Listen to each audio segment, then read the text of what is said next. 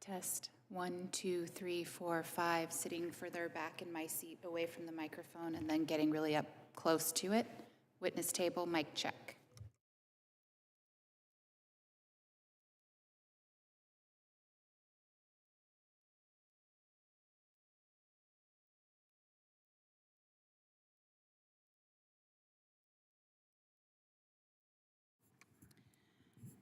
Member Dias, Mr. Armstrong, testing 1, 2, 3, 4, 5, 6, 7, 8, 9, getting further away from the microphone. Mic check.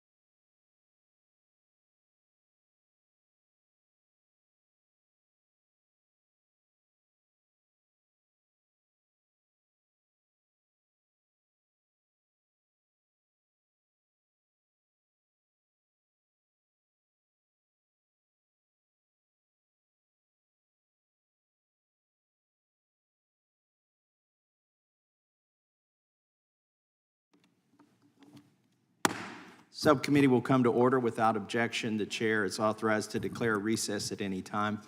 We welcome everybody to today's hearing on collusion in ESG investing. I will now recognize myself for an opening statement. The American economy has grown into the strongest in the world on the foundation of free market capitalism. That's because competition results in lower prices and more and better goods and services for all Americans. As the legendary economist and Nobel laureate Milton Friedman explained, quote, "There has never in history been a more effective machine for eliminating poverty than the free enterprise system and the free market." Collusion, on the other hand, raises prices and reduces both output and consumer choice. Thus, antitrust law aims to protect competition and prohibit collusion. In fact, the Supreme Court has described collusion as, quote, "the supreme evil of antitrust." Despite these long-standing economic and legal principles, the climate cartel is engaged in anti-competitive collusion to impose radical environmental, social, and governance, or ESG, goals on the American people. In his testimony to this committee, Andrew Behar highlighted the 3 C's of collusion. They collaborate, convene, and coordinate. Gee, it's like you wanted to say the word collusion, but you didn't say it, so you asked ChatGPT to give me an alliteration, to go to the thesaurus and find 3 words that are like collusion but not collusion. These were his words: collaborate, convene, and coordinate with other members of the climate cartel to impose their ideological agenda on the American people. This climate cartel consists of left-winged activists, dominant financial institutions, and the groups and initiatives that facilitate the collusion among them. Specifically, groups like Climate Action 100+ expressly require the investors who join them to pressure the companies they invest in to, quote, decarbonize and reach net zero emissions. Asset owners like California Public Employees Retirement System, or CalPERS, and asset managers like Arjuna Capital then use the investments they control to force companies to disclose their carbon emissions, to reduce their carbon emissions, and to adopt governance mechanisms that enforce these commitments, even though these commitments are bad for investors and consumers. The climate cartel engages in a series of escalating pressure tactics to force American companies to act against their own self-interest and adopt its desired left-wing policies. First, the climate cartel leverages its investment holdings to demand meetings with corporate management. If corporations refuse to cave, the climate cartel then escalates to filing shareholder resolutions, demanding that companies take action.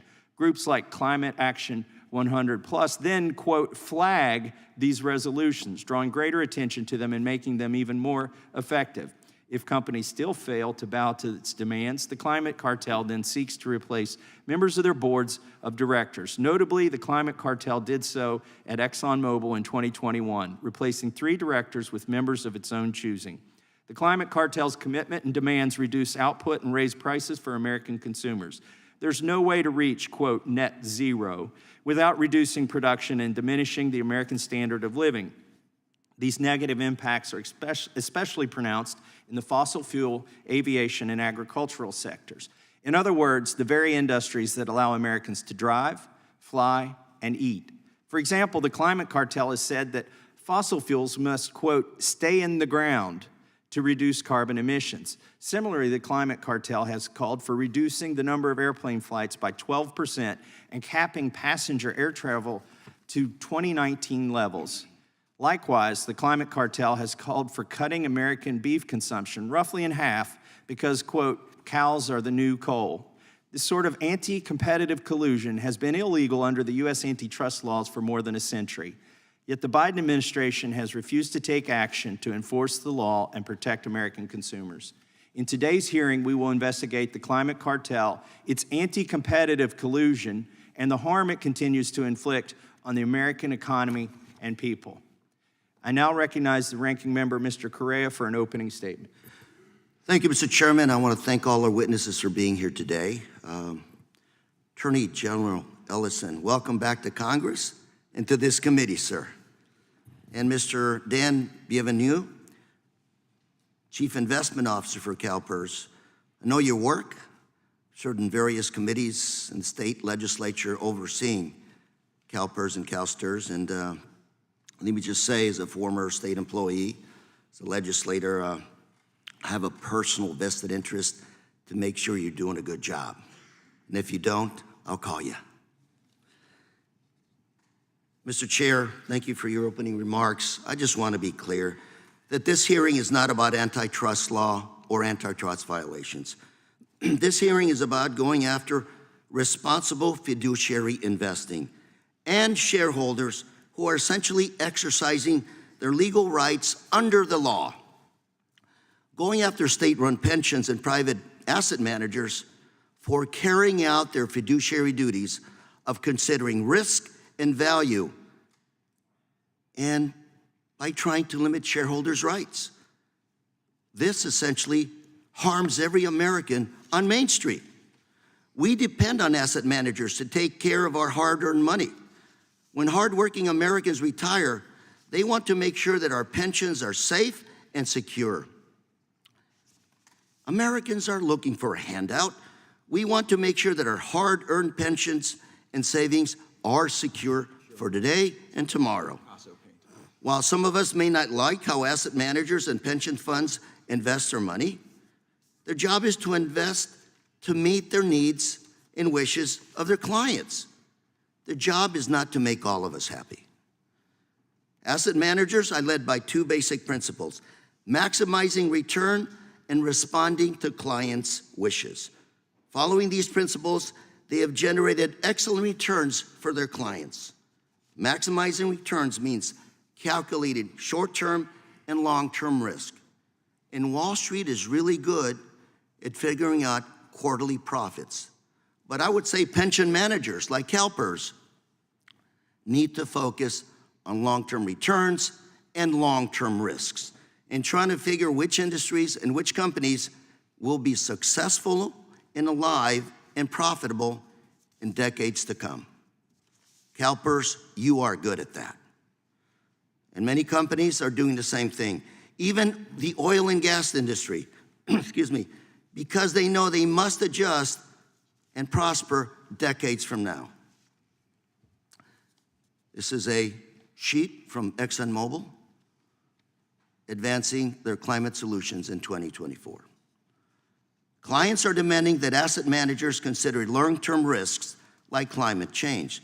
And many Americans see the devastating effects, the impacts of climate change in our society. And many Americans feel the price of climate change at and in their pocketbooks. Almost every day, we see destruction, destroyed houses, flooded streets, communities ruined, and American insurance rates are going through the roofs if they even get insurance. And I know back home, a lot of home owners can't get insurance today. The impact has had especially terrible impact on affordable housing, which compounds our already severe housing shortage. And extreme weather like this will cost the U.S. economy nearly $93 billion. 93 was last year. God knows what it'll cost us this year. And in fact, in 2023, that's last year, was the hottest year on record. And 2024 is expected to surpass that record. These are the facts. And responsible asset managers have the duty, the legal fiduciary duty, to take these risks into account. And if you don't believe me, look at the numbers. Countless studies support the financial wisdom of using climate risks in general risk asset management. The Government Accounting Office, or GAO, found consensus among institutional investors that a company's long-term financial performance can be substantially affected by sustainability-related issues. And 1,000 plus studies found, among other things, that managing for a low-carbon future improves financial performance. Let me say that boycotts, divestitures of any specific industries just don't work. Instead, they cause chaos and undermine asset managers and asset owners' ability to carry out their fiduciary duty. And this is why CalPERS and other concerned state officials oppose boycotts and divestitures. But let's be clear here today. There is no boycott of the oil and gas industry. The top 3 asset managers, CalPERS and Arjuna as well, collectively have oil and gas holdings in the hundreds of billions. For CalPERS, it's in its top 10 industry holdings. And BlackRock alone has invested $225 billion in the American energy sector on behalf of its clients. Today, we are seeing an attack on shareholders. This is wrong. Remember, shareholders are owners in a company, and they have legal rights as owners to vote and demand information and inspect corporate records. Responsible shareholders hold corporations accountable, and we know what happens when they don't do that. The Enron collapse, just one of many that have cost investors and pensioners dearly.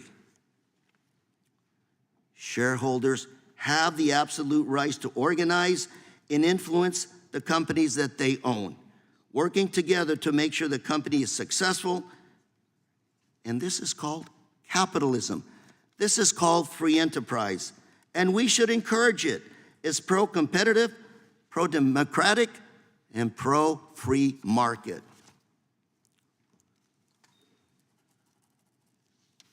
This hearing today is not about antitrust. This hearing is an attack and a way to intimidate responsible parties for carrying out their fiduciary duties. These allegations in a courtroom would fail. And trust me, there's a lot of trial lawyers ready to go to take up these causes of action and sue. But let's put the final nail on this coffin of this so-called antitrust allegations. There is no agreement. There is no restraint of trade. And there's no harm to competition. And thus, no antitrust violation. This committee received over 250,000 documents, over 2.5 million pages. Let me repeat, over 2.5 million pages. And within those pages, there's no evidence of any wrongdoing. Labeling something a cartel doesn't make it a cartel. First, let me talk about the agreement. There's no agreement. More specifically, there's no evidence of collusion or price fixing, and there's not a shred of evidence supporting a hub-and-spoke conspiracy, the way a cartel would work. And in fact, parties always have made investment decisions independently and have been advised to do so by nonprofits working in the sustainable investment arena. There is no boycott. On the contrary, the investigation showed that asset managers targeted by this investigation collectively maintain immense holdings in the oil and gas industry. There's no harm to competition, no restriction on output. Oil and gas companies' returns have skyrocketed, and production is at an all-time high. And the markets is expected to grow dramatically through year 2030. This confirms the lack of harm, which is an essential element to this supposedly antitrust violation. We've talked about a lot of technical legal terms today, but back home, what my constituents care about is the price of energy, the price of gasoline at the pump. And if you want to blame somebody for high gasoline prices, look at the OPEC cartel again, which just a few days ago again agreed to continue cutting its output through the year 2025 to counter U.S. production increases. As OPEC cuts production, the price of oil and gas will remain high, even with domestic production at record levels. Folks, don't blame sustainable energy for rising gasoline prices. It's not investment in sustainable energy that caused high gas prices. Didn't happen in the 1970s, and not now. If we want to bring down price of energy, let's encourage competition among energy sources. Supporting sustainable energy through investing is the winning approach. Investing in sustainable energy is what will lower gas prices, increase innovation, produce jobs, improve the environment, and reduce our dependence on foreign energy. Investing in sustainable energy is increasing competition, improving consumer choices, and enhancing our national defense.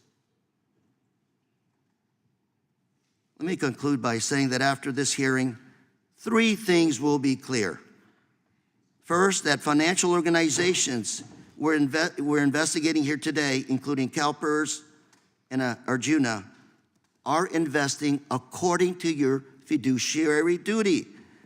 You are taking care of your clients, their beneficiaries, according to the law. Efforts to undermine this will greatly harm our capitalist system and undermine innovation. Second, shareholders have the right. Actually, shareholders have the duty to speak up when the company is poorly managed, when corporations have not considered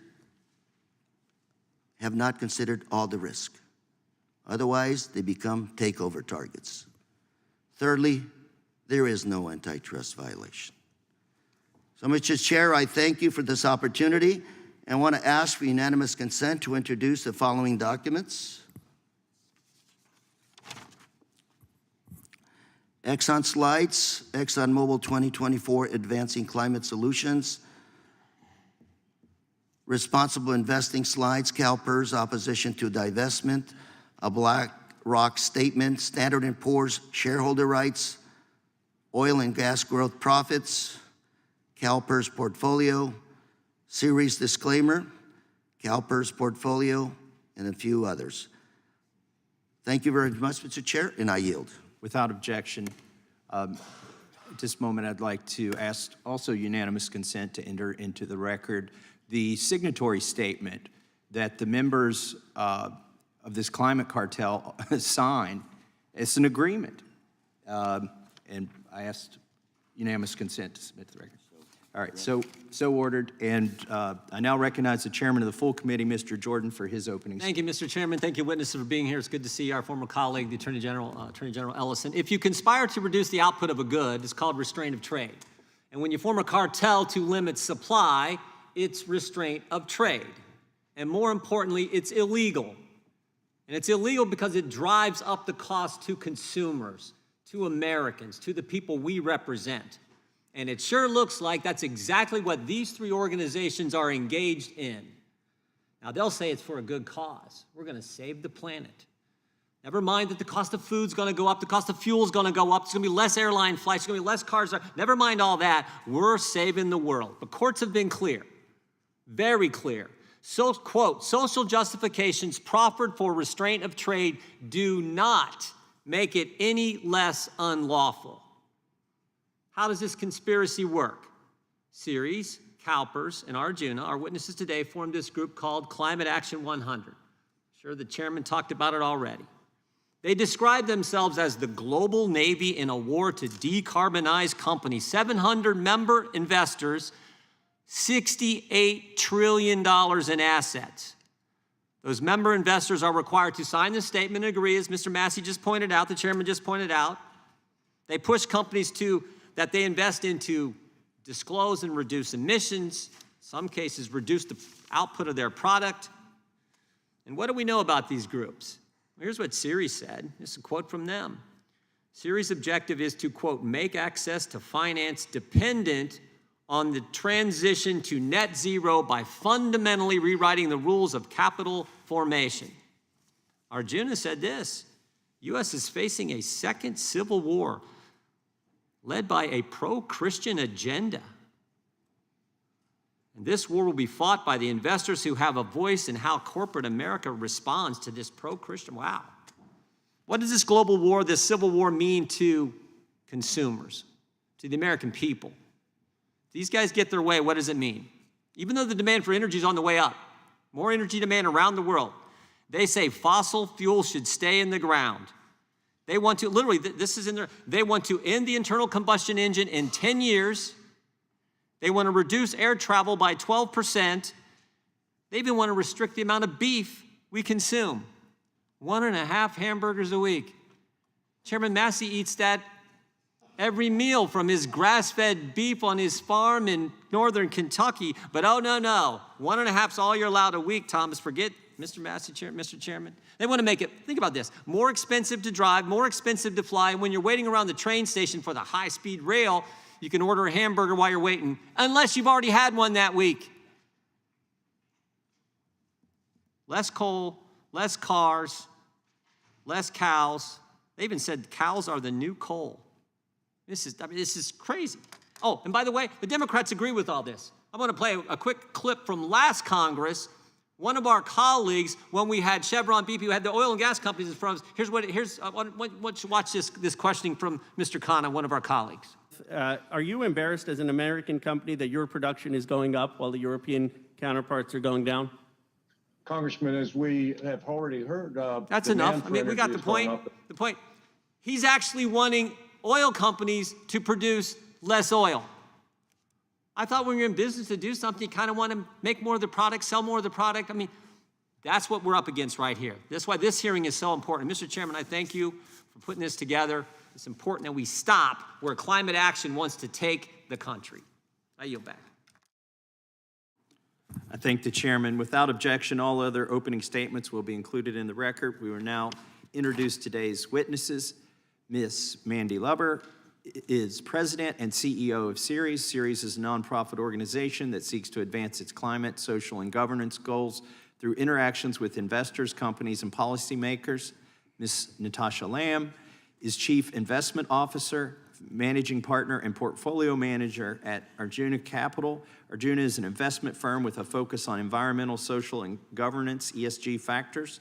Mr. Dan Bienvenu is the Interim Chief Investment Officer at CalPERS. CalPERS manages the pension and health benefits for more than 1.5 million California public employees. And Mr. Keith Ellison, welcome back to Congress. He's the Attorney General of the state of Minnesota. He's previously served in the House of Representatives representing Minnesota's 5th Congressional District. We welcome our witnesses and thank them for appearing today. We will begin by swearing you in. Would you please rise and raise your right hand? Do you swear or affirm under penalty of perjury that the testimony you are about to give is true and correct to the best of your knowledge, information, and belief, so help you God? Let the record reflect, you may be seated. Let the record reflect that the witnesses have answered in the affirmative. Please know that your written testimony will be entered into the record in its entirety. Accordingly, we ask that you summarize your testimony in 5 minutes. Ms. Lubber, you may begin. Thank you. Microphone on? Great. Yep, sounds great. I am Mindy Lubber, the Chief Executive Officer of Ceres. Ceres is a nonprofit organization. We work with investors and with companies to make the business case for action as they address some of the greatest global financial challenges facing our world today. Challenges like climate change, water scarcity and pollution, and nature loss. These global threats pose material financial risks. They may be good environmental issues or scientific, but they also pose material financial risks to investment portfolios, to business operations, to supply chains, thus to the long-term stability of our markets and our economy. That's why our tagline has long been, sustainability is the bottom line. And our message has been heard. Today, the private sector has widely embraced the financial imperative to improve sustainability practices throughout their business operations and their supply chains, and to report on their efforts to shareholders, customers, and employees. In 2022, companies representing more than 86% of total global market capitalization disclosed sustainability-related information to their investors. And more than 10,000 companies have set climate action goals or targets, including half of the largest 2,000 global companies. Climate change is an issue that presents both serious financial risks and opportunities for investments and job creation in the rapidly emerging clean energy economy. Investors and companies are acting on climate because the business case is compelling. Let's just look at the massive costs of extreme weather to the U.S. economy, which was nearly $93 billion last year. $93 billion cost to our economy. Think about how severe drought impacts farms across the West and negatively affects the supply chains of the many companies that depend on our U.S. agricultural system. Or think about utilities, which face risks in multiple dimensions. Their infrastructure is at risk from extreme weather and wildfires, and they also face other business risks if they fail to adopt cheaper, cleaner technologies. Large U.S.-based oil and gas companies have set emission reduction targets, indicating that businesses are taking these risks seriously across all sectors of our economy. And that's where Climate Action 100 Plus comes in, a global, investor-led initiative where shareholders who own companies, engage with some of their largest portfolio companies on climate risk management. This is a key part of monitoring effective corporate governance for high-emitting companies. Shareholders want companies in their portfolios to thrive. And Ceres supports these engagements by serving as an educational resource for investors and companies. We share research and analysis, case studies, and industry best practices. For instance, we provide tools for benchmarking progress on companies' previously announced goals and their targets. It's important to note that Climate Action 100 investors are independent in every way. While Ceres may offer insight that they consider valuable, each investor acts separately and in the best interests of their shareholders, their beneficiaries, and their clients. Addressing climate-related risks is 100% in line with investors' fiduciary responsibility. And the companies that investors engage with in dialogue and engagements and with shareholder discussions, those companies are also independent. They can and they do say no to investors, to investors at any time they choose. That's capitalism at work, as companies and their shareholders discuss how to create and maintain long-term value of the company. The letter inviting me to this hearing referred to our work as collusion and noted it could violate U.S. antitrust law. We firmly disagree with this assertion, but at the same time, as asked, we have fully cooperated with the committee's investigation and have produced more than 90,000 pages of documents. We are proud of our work. We have nothing to hide.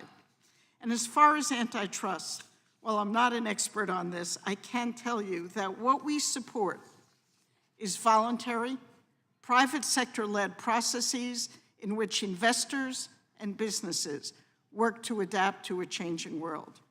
This is how companies and the American economy remain profitable and competitive.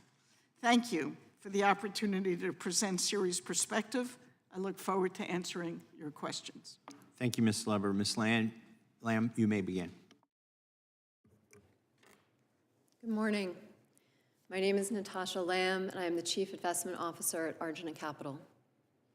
Arjuna is pro-business, pro-competition, pro-democracy, and pro-investor.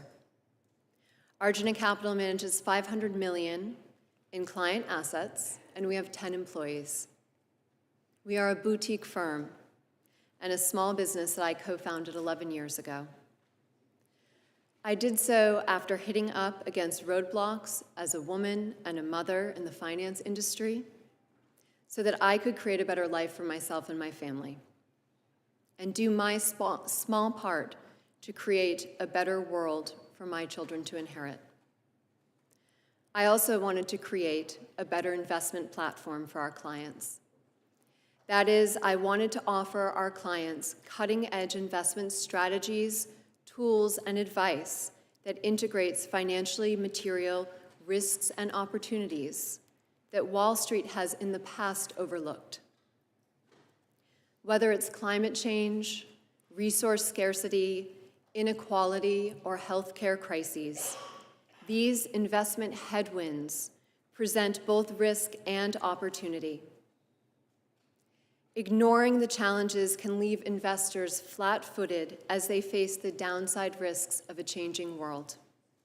And ignoring the opportunities can limit the upside potential of their portfolios. At Arjuna, we take material environmental risks into account when we make investment decisions and when we engage with companies whose stock our clients own in their portfolios. I consider myself fortunate to have been part of the first cohort of investment professionals that were formally trained to understand the materiality of sustainability factors, now nearly 20 years ago. And I consider my investment firm a leader in how to do it well. The allegations I face today are entirely unsupported by fact. To begin, we manage $500 million in client assets, yet today we're being accused of disrupting a $1.7 trillion energy industry over 3,000 times our size, and the incredible lobbying, marketing, and market power that goes along with it. Second, we favor well-functioning capitalism, not collusion. Unlike oil cartels, which do wield the power to impact energy prices, we do not. We are capitalists, and we seek material public information. In fact, we seek the full potential of capitalism with more perfect information so that externalities like greenhouse gas emissions can be taken into account. Because with better information, investors know what we need to know to make the best choices. And a free market with the free exchange of ideas and information will power the innovation needed to commercialize solutions to our greatest sustainability challenges. Third, we favor positive competition. We seek to invest in the best companies we can for our clients. Those that are at a competitive advantage because they are managing material risks and opportunities well. And when companies have room for improvement, we like to let them know. And lastly, we are pro-democracy. As share owners in corporations, investors have the right to express concerns to company boards through the shareholder proposal process.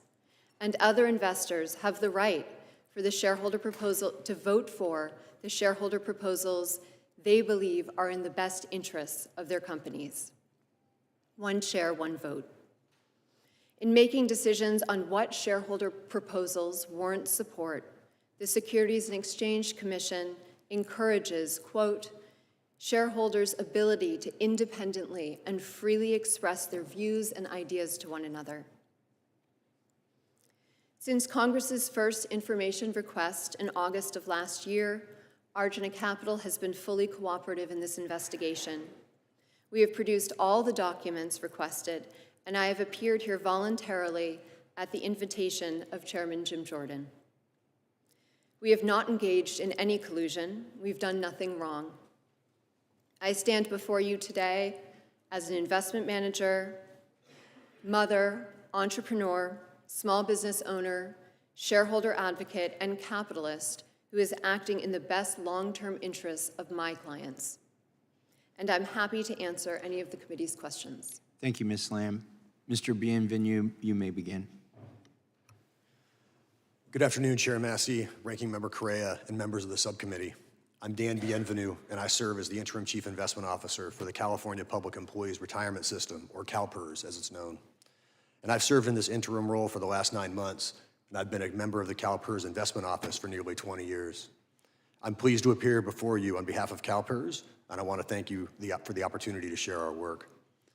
This morning, I'll provide an overview of CalPERS. I'll explain why we believe climate change risks are important for us to consider as investors. And finally, I'll talk about how we view climate change as an investment opportunity to maximize returns. So let me begin by saying that I'm proud of the work that CalPERS does to preserve and grow the assets entrusted to us by California's public servants. And as a fiduciary and a long-term investor, we consider many risks in our portfolio, including climate-related risks. It would be irresponsible for us to ignore factors that can fundamentally impact the long-term viability of our investments.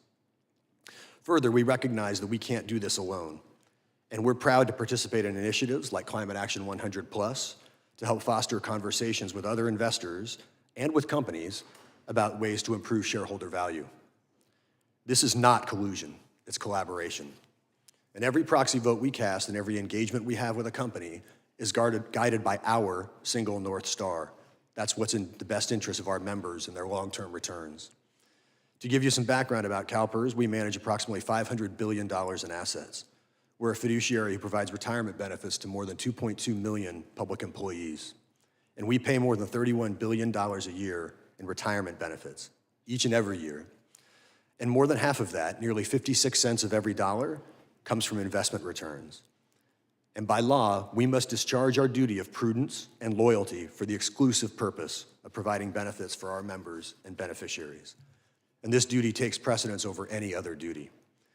This is why we have a long history of being an active shareholder and an advocate for good governance in corporate America. The body of research and evidence is clear that good corporate governance is good for shareholder value. Now let me turn to the topic of climate change risks. We believe that climate change represents an existential threat and one that we cannot afford to ignore as long-term investors. The consequences of inaction will be measured on the bottom line of the portfolio companies we rely on for investment returns to pay benefits. And our roadmap to addressing these risks is found in our Sustainable Investments Plan. And in this plan, we seek to minimize this risk through engaging the management and corporate boards of companies we own to encourage them to give due considerations to their greenhouse gas emissions and to how they will navigate the energy transition. We make climate change risks and opportunities part of our investment decision-making, along with the myriad other risks and opportunities as we look to navigate this $500 billion portfolio through markets. And one of the ways we do this is through partnering with other investors through organizations like Climate Action 100+. Another way is that we identify investment opportunities that can benefit from the transition to a low-carbon economy. And it's these last 2 points that I would like to expand on a bit. 6.5 years ago, a large group of global institutional investors launched a coalition committed to a set of principles in response to climate change. Today, the initiative has more than 700 investor signatories, and of the 170 focus companies, 42 are oil and gas companies. To be clear, this is engagement, not divestment. We remain invested because we believe owning these companies provides good value for our members. But we also think that we can use our voices to make them even better investments. And while this work is important, we recognize that our biggest opportunity is to invest in the future.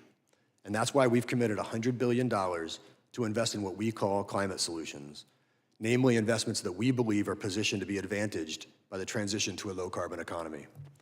We will invest in companies and strategies with the goal of leaning into underpriced opportunities and leaning away from overpriced risks.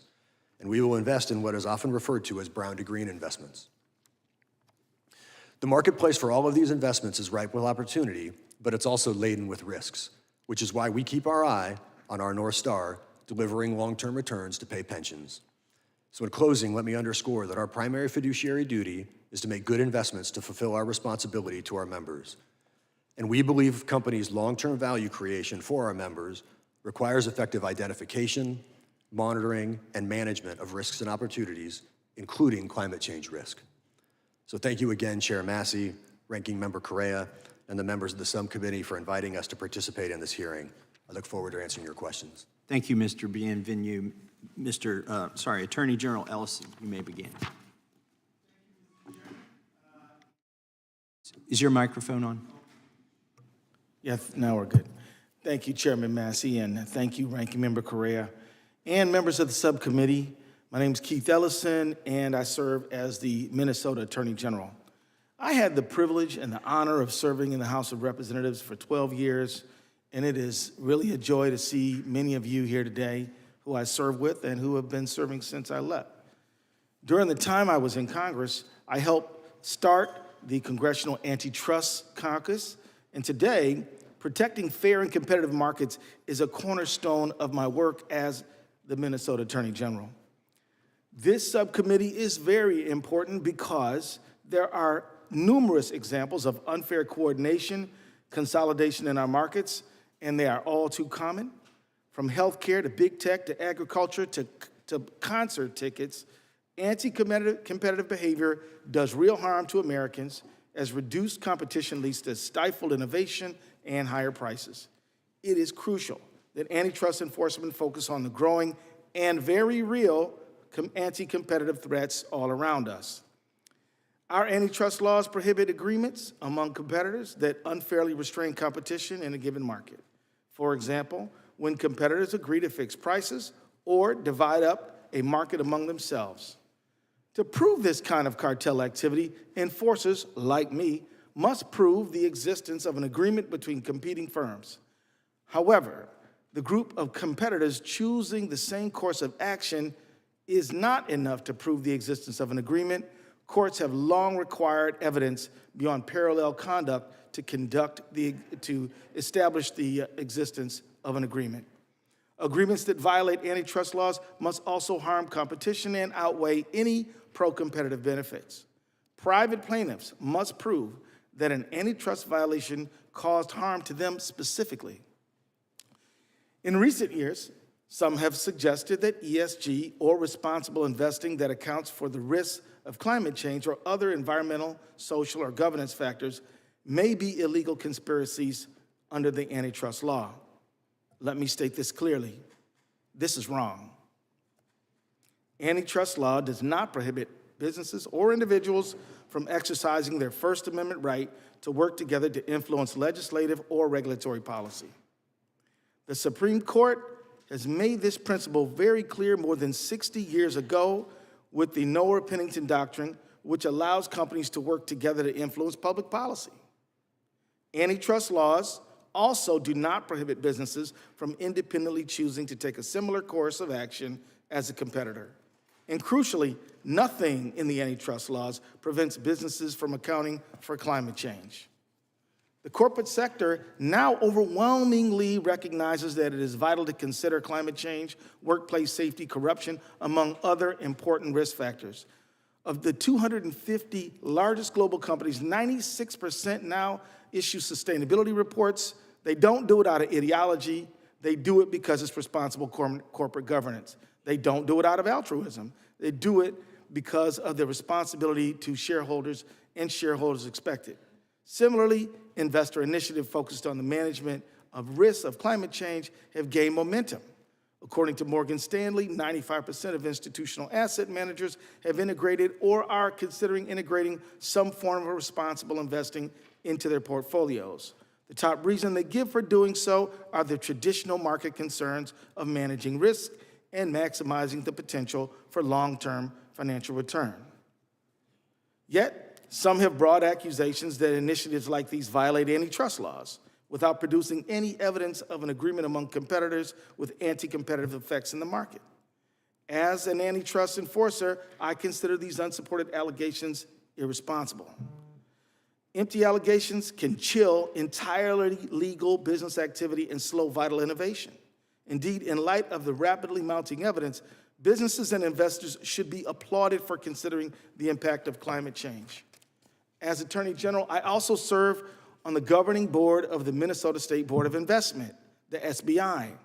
The SBI is a fiduciary for roughly $140 billion in assets, serving more than 840 active and retired Minnesota public employees. At the SBI, we consider all material risks and opportunities, which include environmental, social, governance factors, and we are one of the highest performing public pension funds in America. We are proof that responsible investing and high market returns can and do go hand in hand. Institutional investors and financial professionals must continue to have the freedom to weigh the full spectrum of risk to value of their investments. Both the logic of the market and the law support their doing so. Baseless but well-funded accusations to the contrary harm America's economy and prosperity. Thank you. Thank you, Mr. Attorney General. We will now proceed under the 5-minute rule with questions. The chair recognizes the gentlewoman from Wyoming for 5 minutes. Thank you. Mr. Bienvenu, in your testimony, you state that, to be clear, this is engagement, not divestment. We would agree, which is why the report this committee put out yesterday came to the same conclusion. Where we disagree is that your engagement is designed to fundamentally change business and industries to the detriment of consumers in a matter which is indeed not collaboration, but collusion. CalPERS is a founding member of Climate Action 100. Is that correct? Climate Action 100 Plus was founded by Ceres, and CalPERS was involved in its creation early on. And CalPERS is a founding member of Climate Action 100, correct? CalPERS is a founding member and a signatory to Climate Action 100 Plus. And Climate Action 100 has 170 focus companies, 42 of them being oil and gas companies. Is that also correct? Climate Action 100 Plus has 170 focus companies and 42 oil and gas companies, where we come together and discuss ideas and make independent decisions on how we. So my statement is correct. Is that right? As I said, Climate Action 100 Plus has 170 focus companies, as I said in my opening statement, and 42 of them are oil and gas companies, where we come together to discuss independent. And one of the objectives of the Climate Action 100 is for these focus companies to reduce their emissions. Is that correct? Climate change is something that is happening. Would you please answer my question? There's context to your question. And one of the objectives of Climate Action 100 is for these focus companies to reduce their emissions. Is that correct? Climate change is something that is happening. Is that correct? Answer my question, please. As I say, climate change is something that is happening. Andrew Behar, the CEO of As You Sow, testified in his deposition that, quote, an oil and gas company could not reach net zero while continuing to produce fossil fuels, unquote. And As You Sow President Daniel Fugere testified that, quote, ultimately fossil fuel use has to be reduced, unquote. And GFAN's co-chair Mark Carney testified to the committee that, quote, more than half of the world's coal reserves need to stay in the ground in order for the world to be in line with Paris, unquote. So for the 42 oil and gas companies that Climate Action 100 focuses on, the way for them to reduce emissions would be for them to reduce their outputs. Is that correct? Can you repeat the question, please? For the 42 oil and gas companies that Climate Action 100 focuses on, the way for them to reduce emissions would be for them to reduce their outputs. Is that correct? What we focus on with the companies that we engage. Why won't you answer my question? I'm attempting to answer your question. No, you're not. You're trying to avoid it. What we focus on with the companies that we engage is for them to be long-term and to reduce their outputs, correct? We would never suggest that an organization that is an oil company. Is CalPERS committed to pursuing policies which cuts fossil fuel outputs, even if that would increase prices on the American people? CalPERS is focused on generating returns to pay pensions over generations. And even if it makes it more difficult for them to put gasoline in their cars? Again, our North Star is about producing returns to pay pensions. That's not what you write, and it's not what you've testified to previously. Ms. Luber, Ceres is a co-founder and member of Climate Action 100. Is that also correct? Has Ceres and Climate Action 100 identified the ag sector, especially livestock production, as an industry which must reduce its emissions? Microphone, Would you turn on your please. microphone, please? I believe there are some ag sector companies in that cohort. Okay, and there's no way for the ag sector to reach net zero without reducing beef production, is there? I don't know that that's clear. There are ways to do farming. There are ways to create energy that are less greenhouse gas emitting. I mean, many of the oil and gas companies that you were talking about, it's not about not producing, it's about creating options and transforming their technologies and capturing the oil and gas emissions. You know, it's very interesting to me. My mother is 100 years old. She'll be 101. And the changes that she's seen in the last 100 years are absolutely mind-blowing in terms of the technological advances, the increase in life expectancy, the decrease in infant mortality rate, our overall prosperity, what we have created in this country. And there's one reason why we have seen the prosperity in the last 100 years that has never been rivaled in world history, and it's because of the commercial production of affordable energy. Every single one of you and your organizations want to destroy that. You are evil, and what you are attempting to do and the violations of law that you are engaged in is absolutely stunning. And I think it's telling that you won't answer my questions. With that, I yield back. Gentleman yields back. The chair now recognizes the gentleman from California for 5 minutes. Thank you, Mr. Chairman. First of all, let me ask unanimous consent to enter into the record this article stating that Biden is releasing more oil into the economy to lower gas prices for American consumers. Without objection.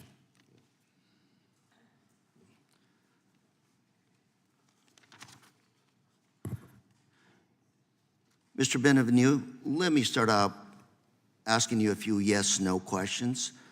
Do your investments include oil and gas companies?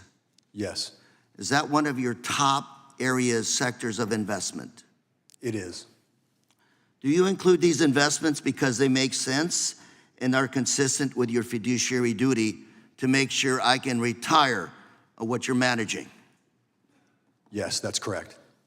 Do you oppose restrictions on your investments or forced divestitures of any specific industries? No, we do not. Do you invest in a good cause? I said I'm very proud of the work that I do. Yes, I invest in a very good cause.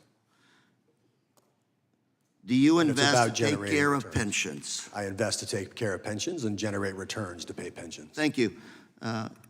Mr. AG, let me talk to you a little bit about antitrust. You're the chief law enforcement officer in your state, is that correct? That's right, And you enforce antitrust law. vigorously. On this board, this one right here, we have the elements of a violation of a Section 1 Sherman Antitrust Act. First, an agreement between competitors. Number 2, restraint of trade or interference with markets. Number 3, harm to competition. Mr. AG, do you agree that these are the elements of a Section 1 antitrust violation? Yes, I do. One needs to prove all elements in order to there be a violation of the antitrust law, correct? That's right. And let me start by asking you, and then the other witnesses. First, Mr. AG, to your knowledge, did any of these parties make an agreement on how to invest? Nope. To the other witnesses, Arjuna, Sirius, and CalPERS, did any of you enter into an agreement with any other entity on how you would invest? No. No. No. So there was no agreement. Mr. A.G. Ellison, the next 2 questions for you, sir. As an antitrust expert, is there any evidence that any of the entity's actions are consistent or constitute restraint of trade or interference with the free market? Not in any case I've seen. So we have no restraint of trade.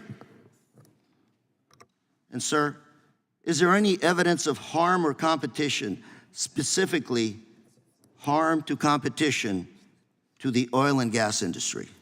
None has been presented to me, and I haven't seen any. So, Mr. A.G., to sum it up, we have no agreement, we have no restraint on trade, we have no harm to competition. Mr. Chairman, it seems clear to me that there is no antitrust problem here. I would agree. About another minute and a half? Yep. Questions for Ceres and CalPERS.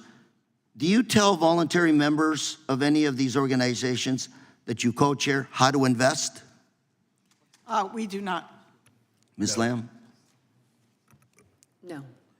Do you tell any volunteer members to boycott any company or industry? We do not. Do you, ma'am? No, we do not. Do you share any information on pricing or any other confidential information with any other voluntary members? We do not. No. Do you take action against any voluntary members when they do not follow your advice? No. Absolutely not. Thank you very much, Mr. Chairman. I yield my time. I thank the gentleman from California and now recognize the gentleman from Florida. Mr. Bienvenu, how much do you invest each year on behalf of how many of your members?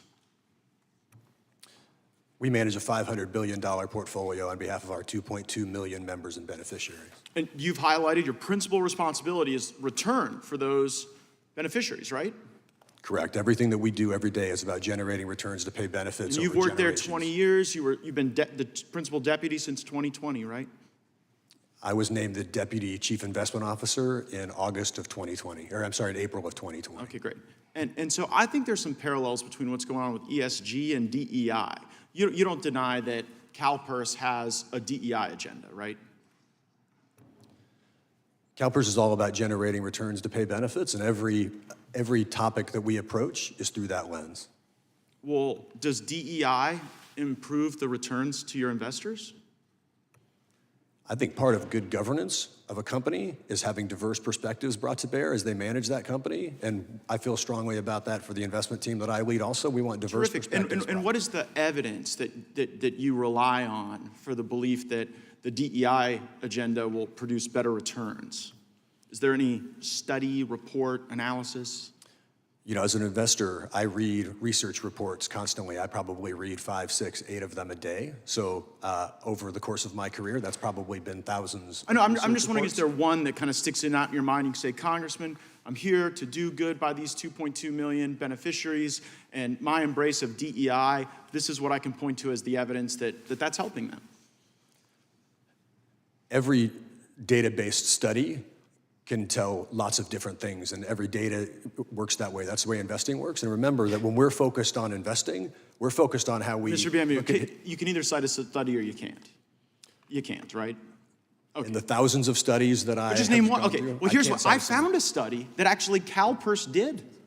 You guys did this study. It's entitled Emerging Diverse Manager Data Report. And I'm citing from let's see. I'm citing from the 6th page of report where it says, since inception, current diverse managers generally underperformed non-diverse managers in the asset class in the policy benchmark. Are you familiar with this report? Can I see a copy of that study, please? Well, Mr. Chairman, I seek unanimous consent to enter into the record the Emerging Diverse Manager Report published by CalPERS. Without objection. I'm not able to show it to you now, but you don't have any basis to disagree with the agency you've been a part of leading, saying that the DEI hires aren't doing as well as the non-DEI hires. As I say, when we think about diversity, we think about diverse perspectives being brought to bear on investment decisions. Right, but okay, so those are two different things, Mr. Bienvenu, because on one hand, there's provide returns for my investors, and what your own data says is that your DEI hires underperform there. And then on the other hand, you say, well, these diverse perspectives are really important. But I worry about the market manipulation and the bullying, because as I review what CalPERS has put out under its own investment guidelines, you brag about the fact that you voted against 768 directors at the companies you invest in most recently, and then in the prior year, you'd only voted against 133 directors. So is CalPERS voting against people as directors for companies based on their skin color? We take up every vote independently based on the merits of the vote itself. Right, but do you ever consider like someone's skin color? Because it's pretty immutable. People don't choose to be white or black or Asian. They just are.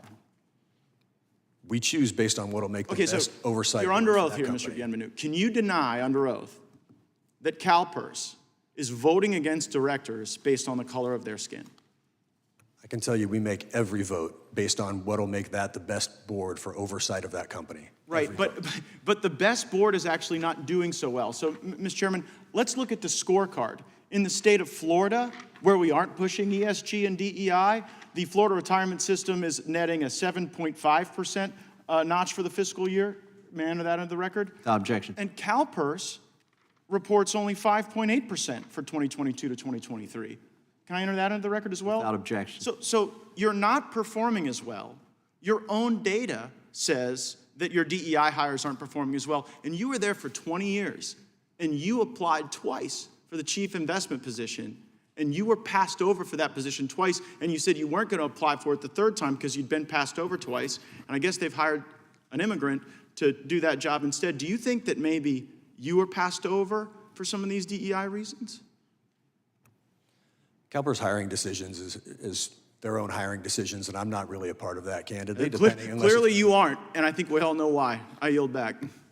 what purpose does the gentlelady from Wyoming seek recognition? I just ask for unanimous consent to submit 2 articles into the record. The moral high ground, the left's so-called morally superior policies kill millions and impoverish billions, and a Hawaii 5-0 power outages in paradise, how Hawaii's mandated energy transition set the table for rolling blackouts. Without objection, the chair now recognizes the ranking member of the full committee, Mr. Nadler, for 5 minutes. I thank the chair. Mr. Chairman, everything the American people need to know about today's hearing took place at a July 2022 meeting of the American Legislative Exchange Council, or ALEC, the corporate group that arranges meetings between Republican state legislators and lobbyists to push extreme right-wing policies in all 50 states. It has been reported that this meeting featured a presentation from the Texas Public Policy Foundation, or TTPF, a climate-denying activist group that has received funding from fossil fuel companies and the Koch brothers network. The TPPF representative told the conference that his group was working with a committee of the Texas State Legislature to subpoena a, quote, truckload of documents from financial institutions involved in sustainable investment initiatives. Their goal was to find evidence that the companies had violated the antitrust laws. The Republican majority in this committee answered the call and followed the exact same playbook in its own investigation of sustainable investment. 1, accuse businesses of antitrust violations. 2, subpoena them for as many documents as possible. And 3, desperately search for facts to support a predetermined conclusion. The majority has spent 18 months bullying more than a dozen parties over their investment practices. These include financial institutions, both large and small, nonprofits, and the public pension fund. They've received more than 2.5 million pages of documents and grilled witnesses for over 20 hours. And what has been the result? Not only does all this evidence fail to show an antitrust violation, it shows just how absurd the majority's theories are. Here are the facts. First, participants in sustainable investment initiatives are independent. They do not coordinate their activities.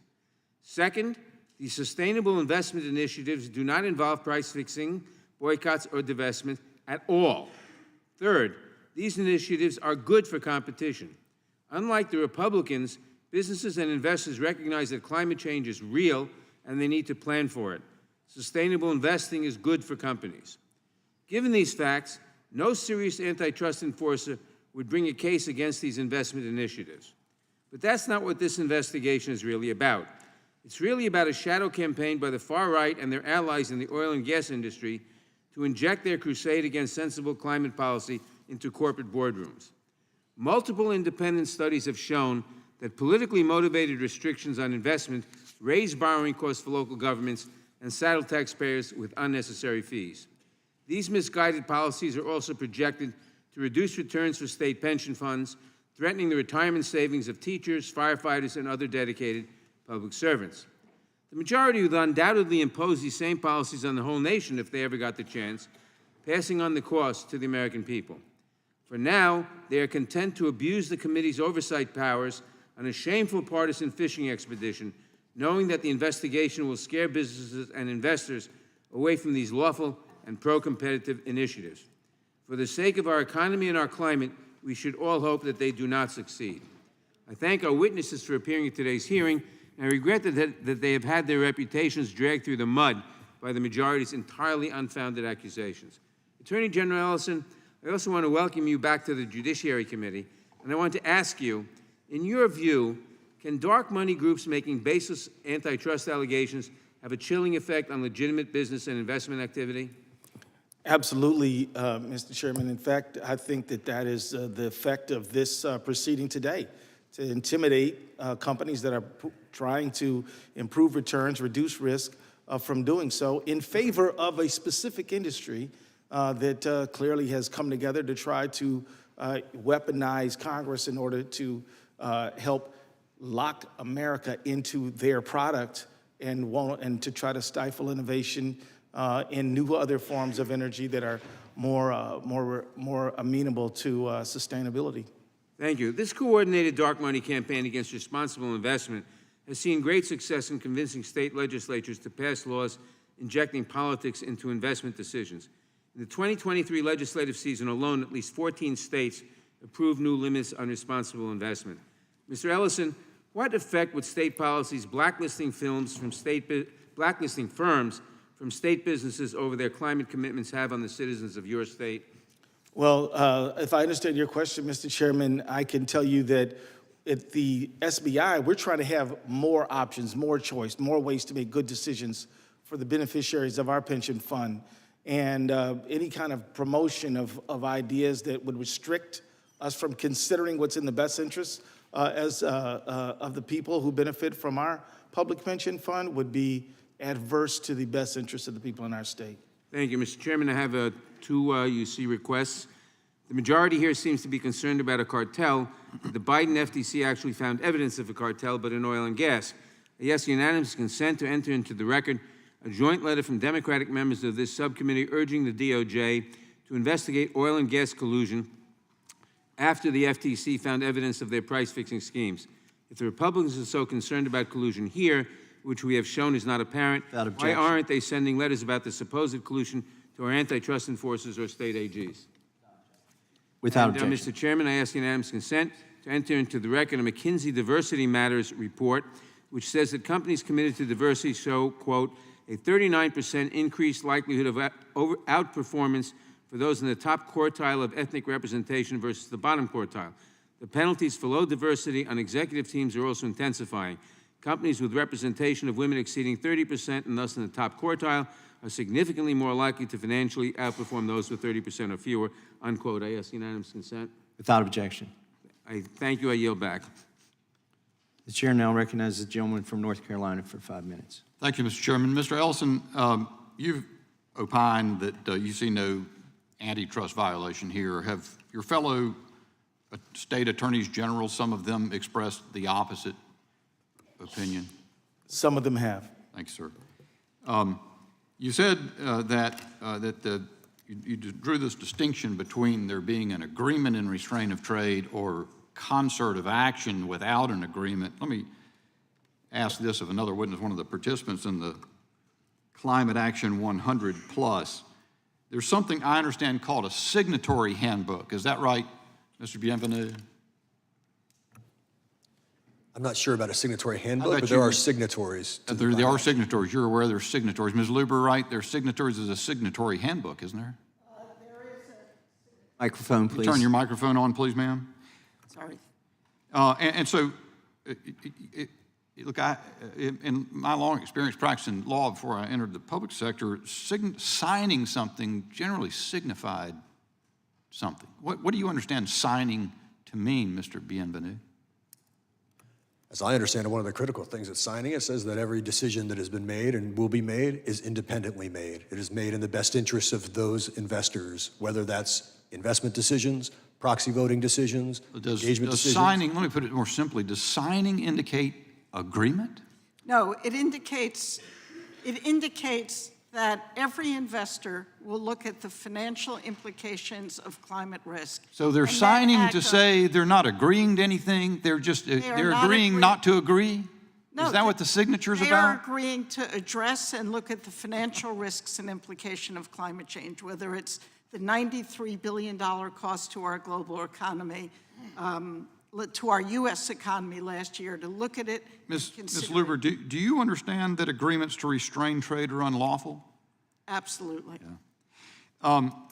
Including an agreement to exert combined economic power to suppress output or increase prices. That's a cartel, right? And that is absolutely not what Climate Action 100. So your signers, your signatories are not agreeing to do that, right? They are not agreeing. They are agreeing to look at climate risk. And each of them says, and the disclaimers in every piece of the material. Do you seek output reductions of fossil fuels? You do not. No, the first discussions that have taken place, number one, are disclosure of information. Our market does better when they understand that the insurance industry is pulling out many of our most important states. Yes, ma'am. No, if we could just answer my questions for me. I understand the Climate Action 100 Plus was designed to harness the collective influence of those signers. Is that right? To consider climate risk. Not to, each investor has said. Just to consider it. Not to pressure anybody? That's right. Each investor votes their own shares, has their own conversations.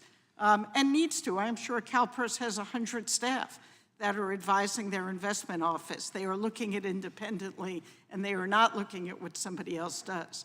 According to the Climate Action 100 Plus work plan, what I read is that Climate Action 100 Plus was, quote, designed to harness the collective influence of its investor members in order to spur companies on the Climate Action 100 focus list of 170 disfavored companies to accelerate their emissions reductions. Is that right?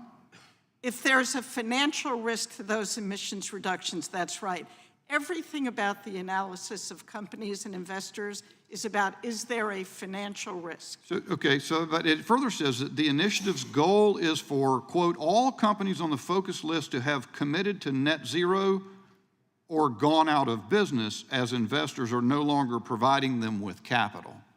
Yeah, that sounds coercive to me. Does it sound coercive to you? it does not sound coercive. You ever heard the phrase in the movies, it's a nice little business to be ashamed if something were to happen to it? Isn't that kind of the same thing? In fact, it is the opposite. The requests of the investors of companies is more disclosure, is adequate, appropriate information for consumers, for people investing. How many companies have left the Climate Action 100 Plus in the past 6 months? I'm sorry, how many How many companies have left? I believe about a dozen. I don't have the exact number. Ms. Lamb, you wrote an update to your investors on January 2021, didn't you? It says, the 117th Congress is the most diverse yet. Equality is on the investor and corporate agenda, and the Black Lives Matter movement defined 2020 alongside a global pandemic. And here we are facing a second civil war, this one cultural, led by a pro-white, pro-Christian agenda. In other words, make America great again. Did you write those words? That was a newsletter I wrote following the violent insurrection on the Capitol. Do you think we're facing a civil war? The context of that writing was around culture. Do you think we're facing a civil war, ma'am? Will you answer that question? From my perspective, we are pro-equality, pro-diversity, pro-religious freedom. So you won't answer my question whether you think we're facing. I'm sorry, what I was describing in that piece, I'll ask you one more time, ma'am. reacting to the current events was around culture. Do you think we're facing a civil war? I don't think we're facing a civil war. Thank you, ma'am. I yield back.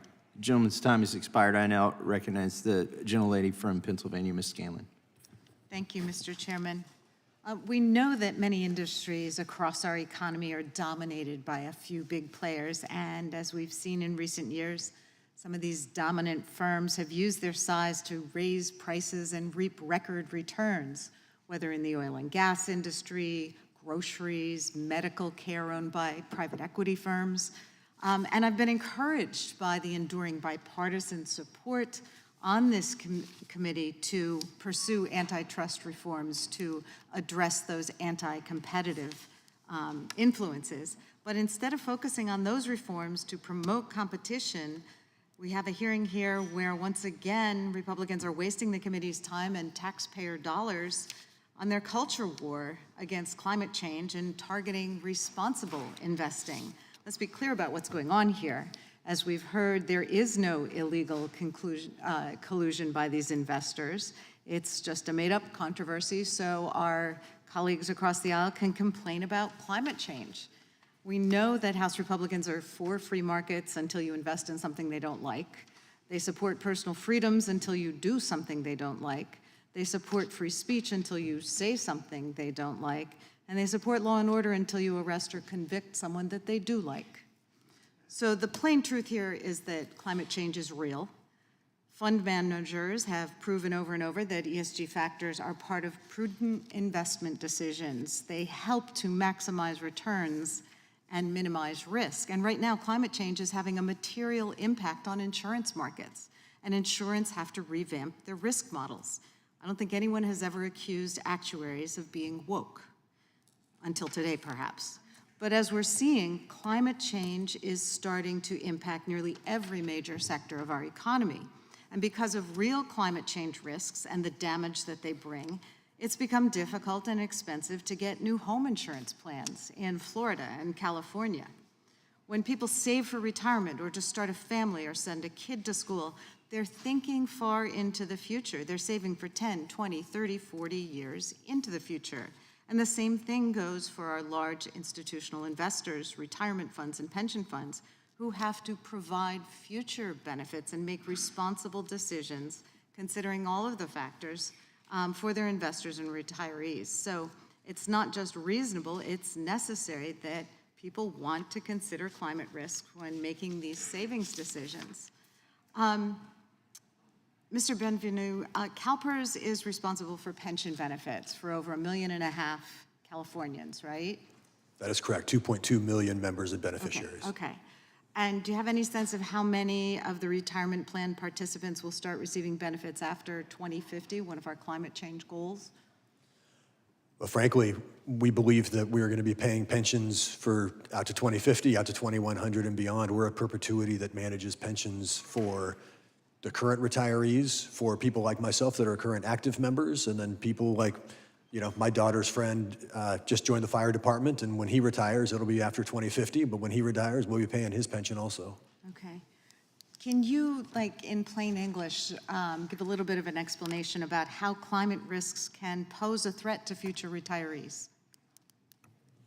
I mean, I think corporate history is littered with places where companies have taken short-term looks at generating short-term profits at the expense of long-term risks, whether that was legal risk, whether that was externalities, you name it. That has happened throughout corporate history. Mm-hmm. And we want to make sure that the companies that we invest in are not only focused on generating profits today, in this quarter, those pay our pensions now, but also in generating profits in 20 years, 40 years, 100 years, because that aligns with our liabilities, which are intergenerational.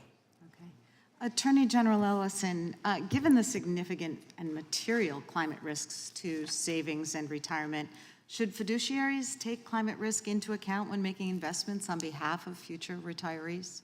I think it's the only responsible way to discharge fiduciary responsibility. And I can assure you that it's the floods, it's the wildfires, it's the drought that are informing me and my fellow fiduciaries on the SBI board. Not anything else.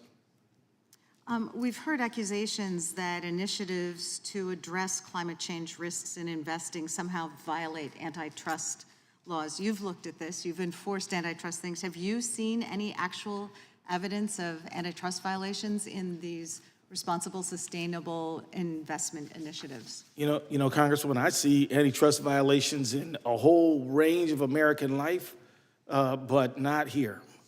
You know, this committee is so important, and I wish that we could talk about real antitrust threats, but not in this area. Mr. Chairman, I have a unanimous consent request. Our Republican colleagues still seem a little confused about what an agreement means under antitrust law, so I'd ask unanimous consent to enter into the record the first page of the Climate Action 100 Signatory Handbook, which says Climate Action 100 Plus does not require or seek collective decision-making or action with respect to acquiring, holding, disposing, and/or voting of securities. Signatories are independent fiduciaries responsible for their own investment and voting decisions and must always act completely independently to set their own strategies, policies, and practices based on their own best interests. Without objection. Thank you. I yield back. Generally yields back. The gentleman from Wisconsin is now recognized for 5 minutes. Ms. Luber, in your 2022 annual report, you boasted that one of your key impacts for the year was being able to claim $62 trillion in assets under management by your members. That's a significant share of the investment market. Wouldn't you agree? Yes. Ceres has signed the Net Zero Asset Managers Agreement. By signing on to that effort, your company has agreed to coordinate with over 300 other financial institutions to accelerate the transition towards global net zero emissions. Would you say that Ceres and its investor networks work together towards this shared goal? We share information. Every asset manager who's part of the Net Zero Asset Manager enterprise.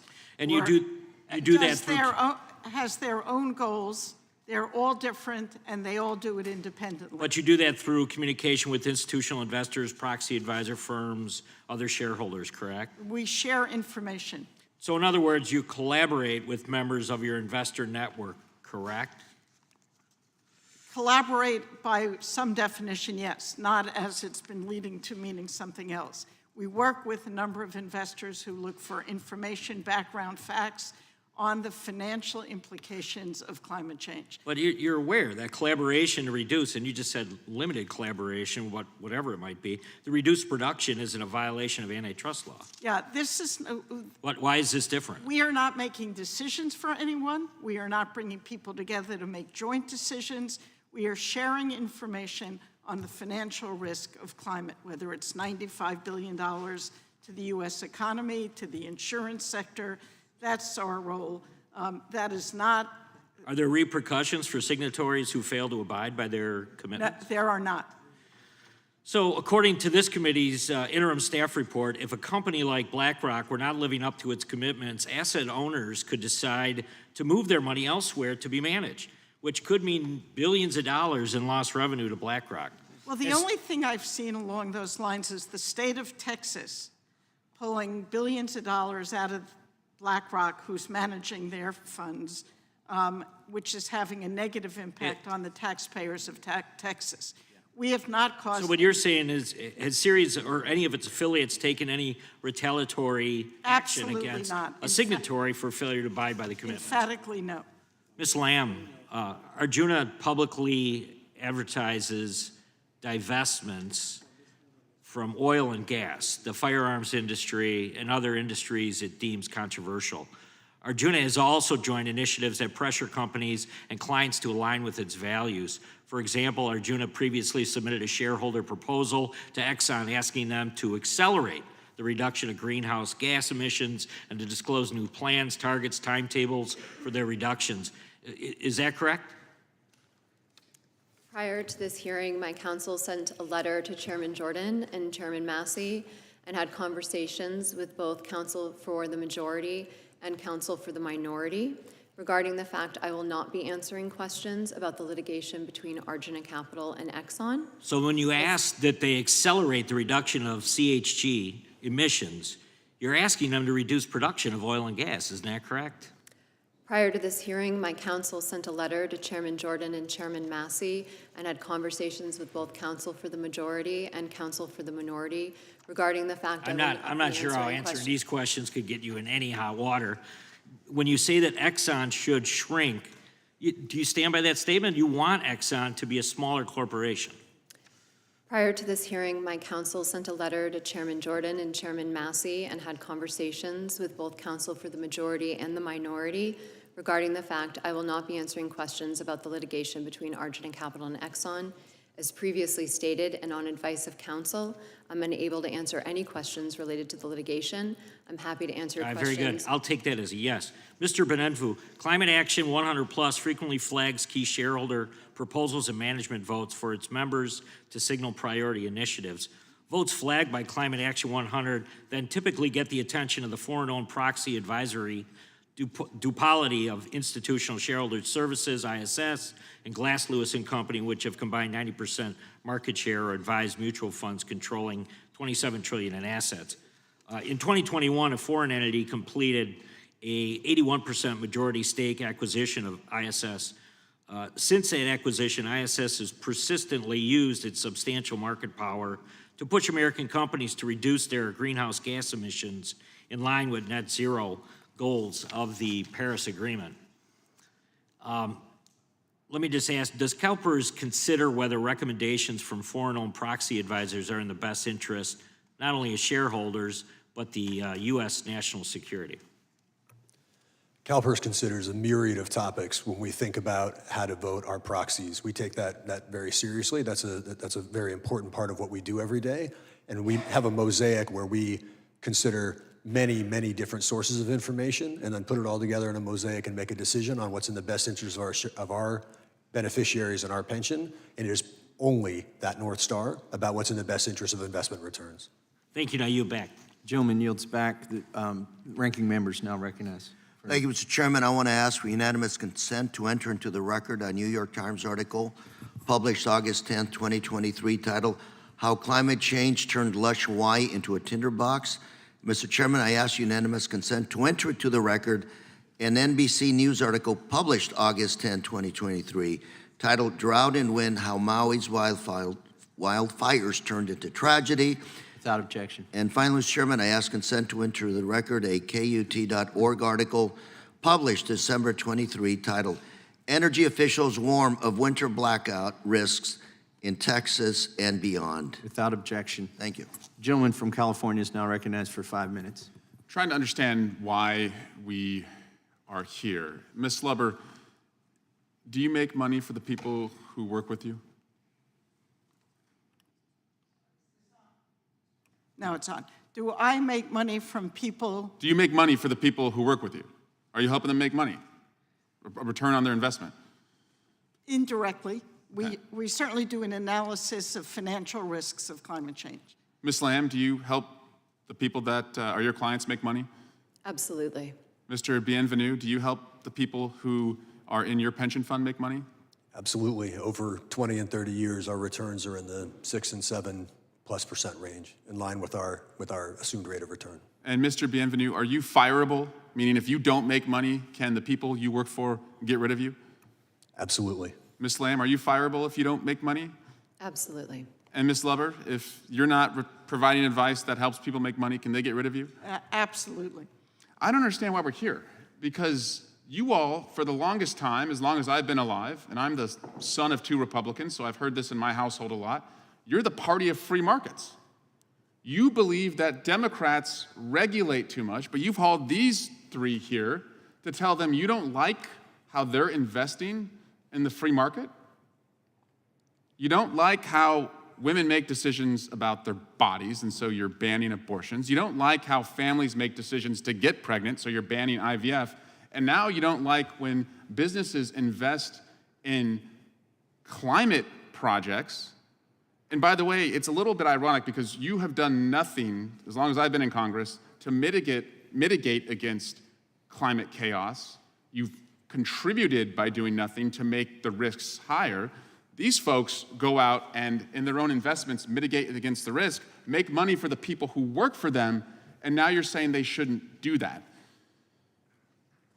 I want to talk a little bit about CalPERS because as I was reading Mr. Bienvenu, in the 2022-2023 year, CalPERS returned 6.1%. Is that about right? That sounds about right.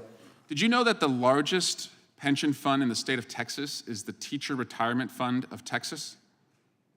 I believe that's right. Do you have any idea what they returned for their pensioners with an anti-ESG approach in their investing? Candidly, I don't. We focus on our own fund and our own liabilities, and everything that we do, our liabilities are different from others, and we focus on our fund. 3.85%.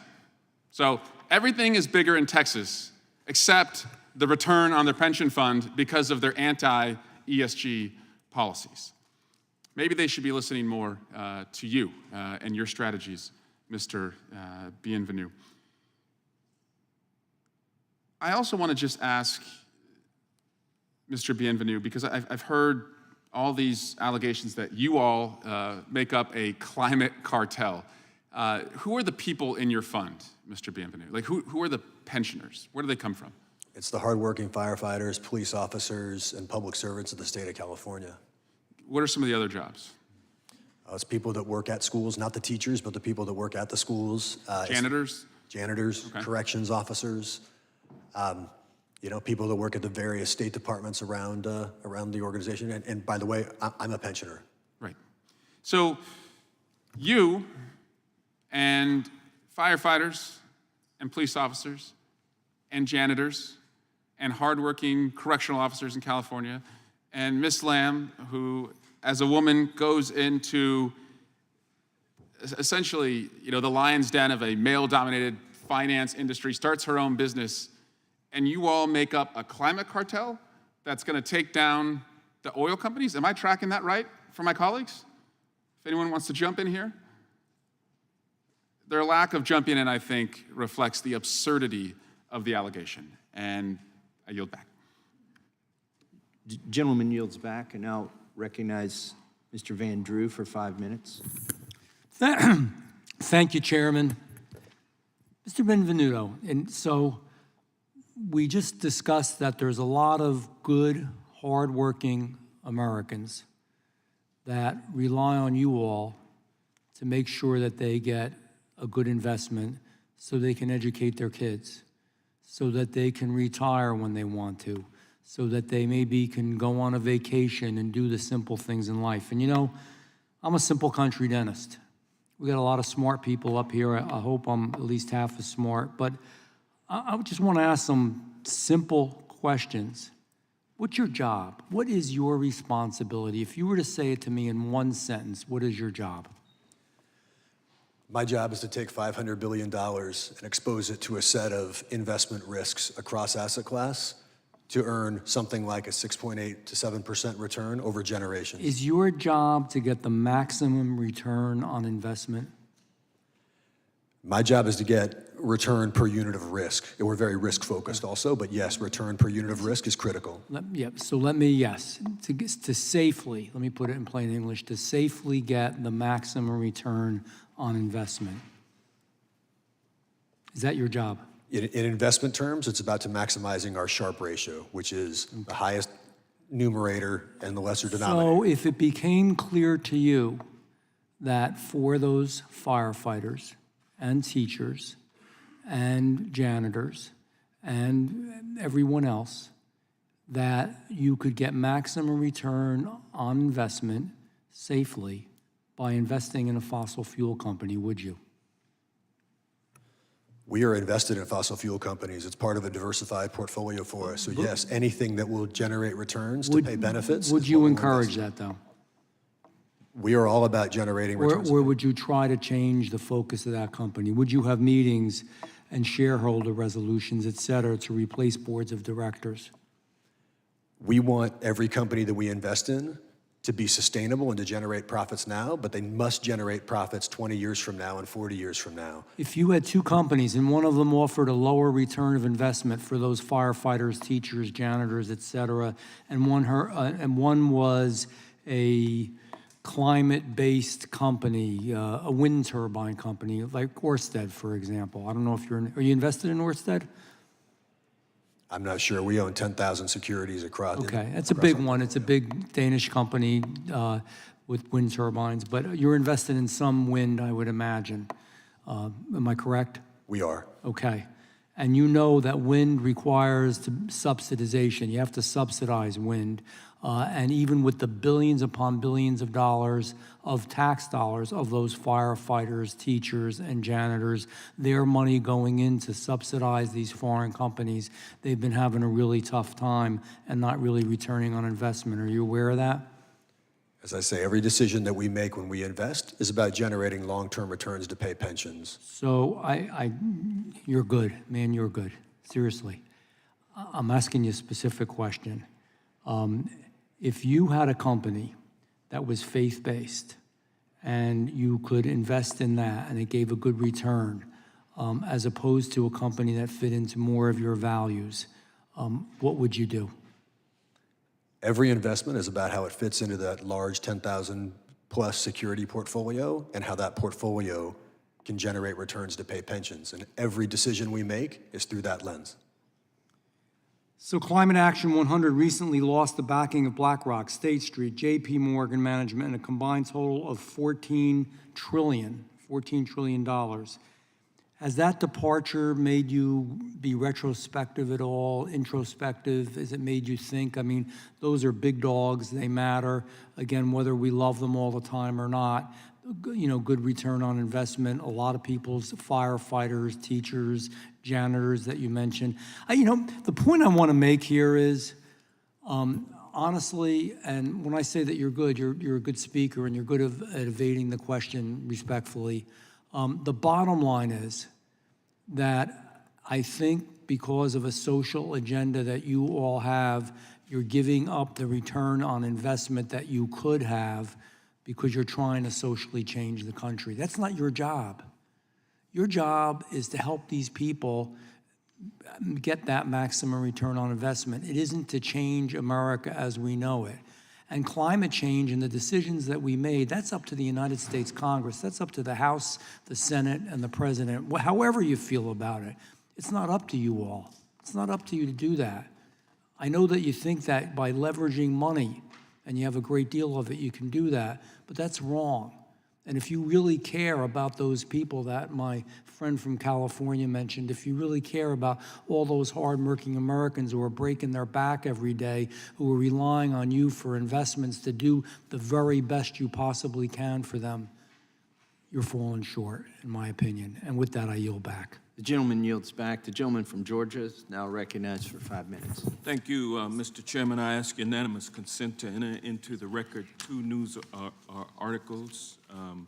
The first article, which was published just 3 days ago by The Guardian, titled "Far-Right Fossil Fuel Company Allies Pressure U.S. Supreme Court to Shield Firms in Unprecedented Campaign," in quotes, reports that groups linked to Leonard Leo, including the Judicial Crisis Network, Alliance for Consumers, and the Republican Attorney Generals Association, are pressing the Supreme Court to intervene in lawsuits against fossil fuel companies regarding their alleged decades-long effort to sow doubt about the dangers of burning fossil fuels that could cost billions of dollars.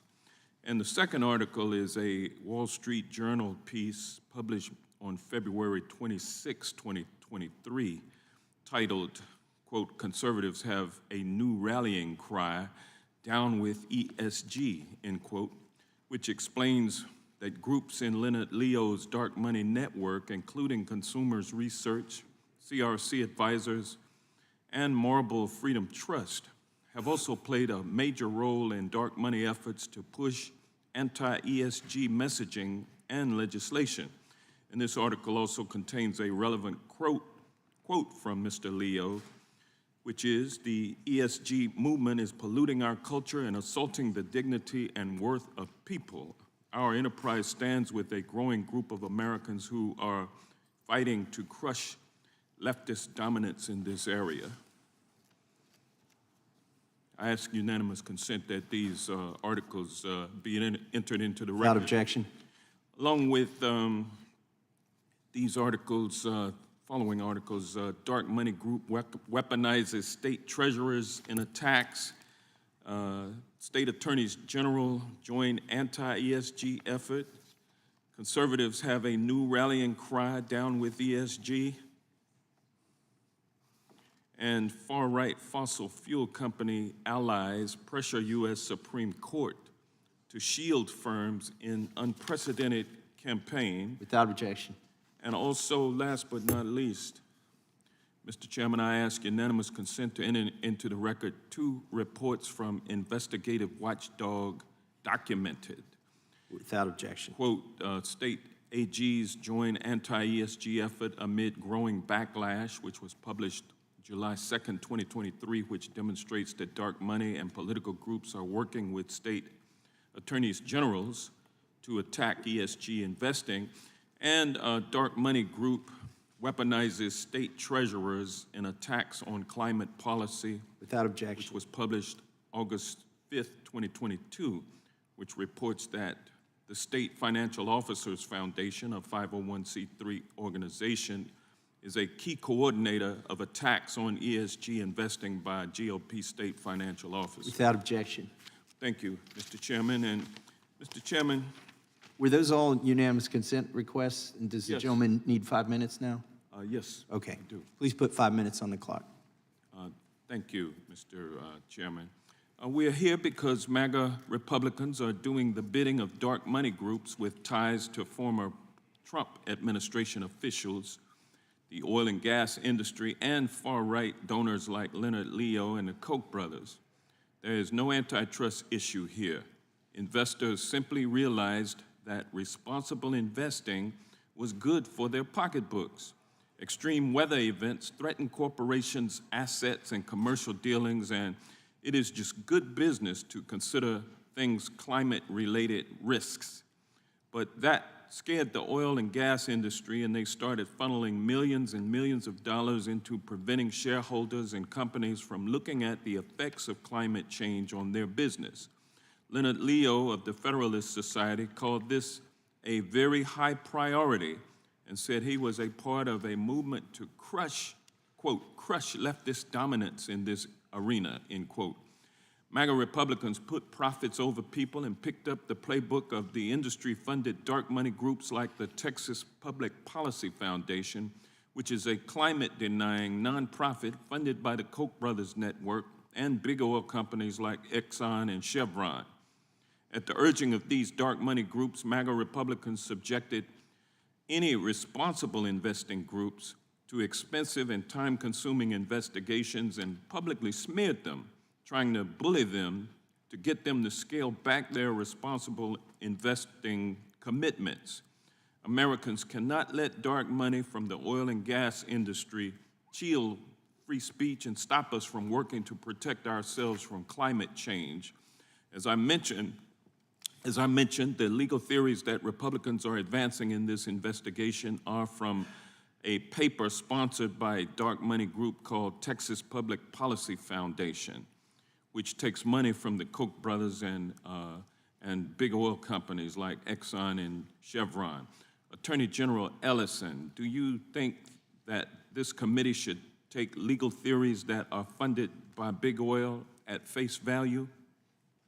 Absolutely not. And I can tell you that in Minnesota, we posted returns of 8.9%, and we do employ ESG principles. So in terms of success, I think your point is very well taken. Thank you. Ms. Luber, why do you think big oil is so desperate to stop your work that they'll secretly fund phony legal theories and try to smear you? Well, I can't speak for them, but it is a complicated industry that's creating a problem that's causing a financial crisis or a financial problem for every sector of the economy. Now, the fossil fuel industry, oil and gas, has been subsidized and still has extraordinary subsidies, but science is telling us that that won't last forever, that the product of those companies is creating financial, environmental, scientific problems for every sector of our economy. And so they are under the microscope, but nobody, there is no investor who we work with who says they want the company to fail. They own the company. CalPERS owns every oil and gas company. They want them to prevail, but to transition, to look at the science we're all facing and the cost to the economy of every sector, and to start transitioning away from fossil fuels or finding a way to bury the problem they're creating, of which nobody has found.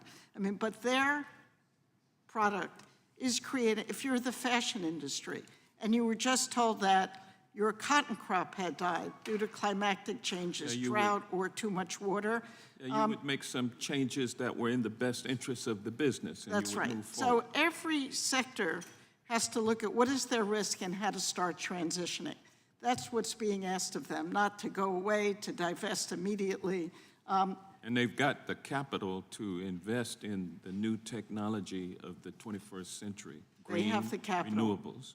And they still have the subsidies that perhaps are not afforded to the new technologies of our future. Amidst record profits. Correct. Thank you. The Republicans keep talking about a cartel. I'm not sure what that they know what that word means. Attorney General Ellison, OPEC is a cartel, right?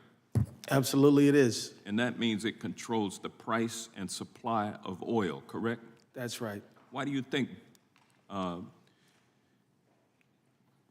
do you think plays a bigger role in the supply of oil and the prices Americans pay at the pump? OPEC or the folks seated at the witness table with you? Obviously and clearly OPEC, and I believe that collusion or allegations of collusion with some oil executives with OPEC is under some investigation right now. Thank you, and with that, I yield back. The gentleman yields back. I now recognize myself for 5 minutes. Trying to understand what goes into an ESG score. Mr. Bienvenu, are you aware that last year S&P Global gave Tesla an ESG rating of 37 out of 100, while at the same time giving Philip Morris a rating of 84 out of 100? You familiar with that? I'm not aware of that. I will tell you that for us, ESG ratings are part of the mosaic and the investment decision that we make, because it's critical for us that we consider all of those topics. So you would consider this in your investments, these ESG ratings? we consider every information that we can get in our investments. More information So shouldn't is you better know for an what's investor. behind the fact that Tesla got less than 40 and a tobacco company got more than 80? Would that cause you to invest in the tobacco company over an electric car company? As I said, every investment decision we make is a mosaic of hundreds and thousands of factors. But you're testifying today, you have no idea how Tesla got half the score that a tobacco company got? As I Do you said know what goes into these ratings? As I said previously, we own 10,000 companies, and each one has. Do you own Tesla or Philip Morris? We own Tesla. Do you have any Philip Morris? We do not have any Philip Morris. Okay. Well, I wish you could explain to us today why Tesla has an ESG rating of 37. Philip Morris had 84 last year. Attorney General Ellison, if 3 airline companies got together and decided, let's say the management of the airline companies, and decided to reduce flights or to get rid of their frequent flyer program, would that be collusion? Would you pursue that? Well, let me tell you, there's a lot of things that go into any antitrust case, and so just to answer your question with only what you've asked, I'd say I need to investigate more, but just on the bare bones of what you asked, it would get our interest. Will get your interest. What if instead of the companies, their investors did this, or a shell company that all 3 of the airlines were a part of suggested to all 3 companies that they should reduce flights? Well, there I can't go with you because the only thing that, I mean, if you're talking about the folks assembled here and other groups that give information to companies, those companies are making independent decisions and making decisions in the interests of the people who they represent, whether they be shareholders or whether they be pension fund beneficiaries. I'm glad in the first instance it would get your interest up, because that's why we're having the hearing here. We see evidence that these group of investors has conspired, collaborated, colluded, convened, whatever you want to call it.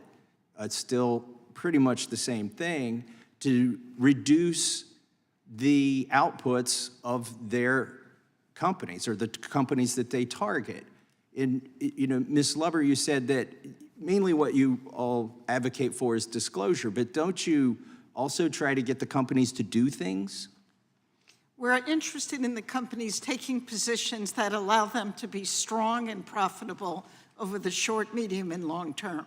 And every discussion, whether it's with an auto company, looks at where's the market going as it relates to EVs, not just combustion engine vehicles. Well, here's the problem we have. What is demand management? Does somebody want to tell me what demand management is? Because nobody jumped on that. So, you know, it's in all of your documents, demand management. It's kind of the go-to thing to reduce. When you discover that the technology isn't there yet to reduce the emissions and keep the production the same, you suggest in the documents that the companies, here's a document called Investor Actions to Align the Aviation Sector with the IEAS 1.5-degree decarbonization pathway. It suggests that the aviation companies themselves could manage demand by raising their prices. Now, the problem here is that this is coordination. You guys are putting these documents together, you're sending them to everybody, you're collaborating on the documents, and then you're going to the companies that you've invested in and saying you should do this. And we know the technology's not there, but you know, here's some of the suggestions for the airline companies: keeping business travel to 2019 levels, capping long-haul flights for leisure at 2019 levels, reducing total flights by 12%. These are in the documents that you send to your members.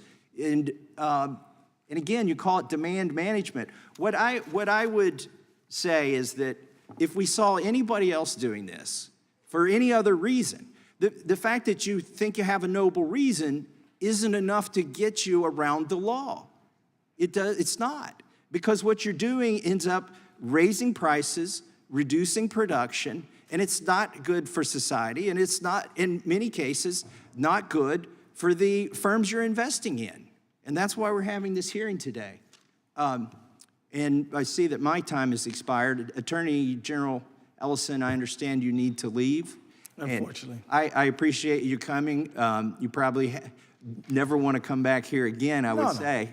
But congratulations on your new job, and thank you for participating today. May I just thank you, Mr. Chairman and Ranking Member, for your hospitality today, and I am always happy to help advance the legislative process in whatever way I can. So thank you very much. We appreciate your time.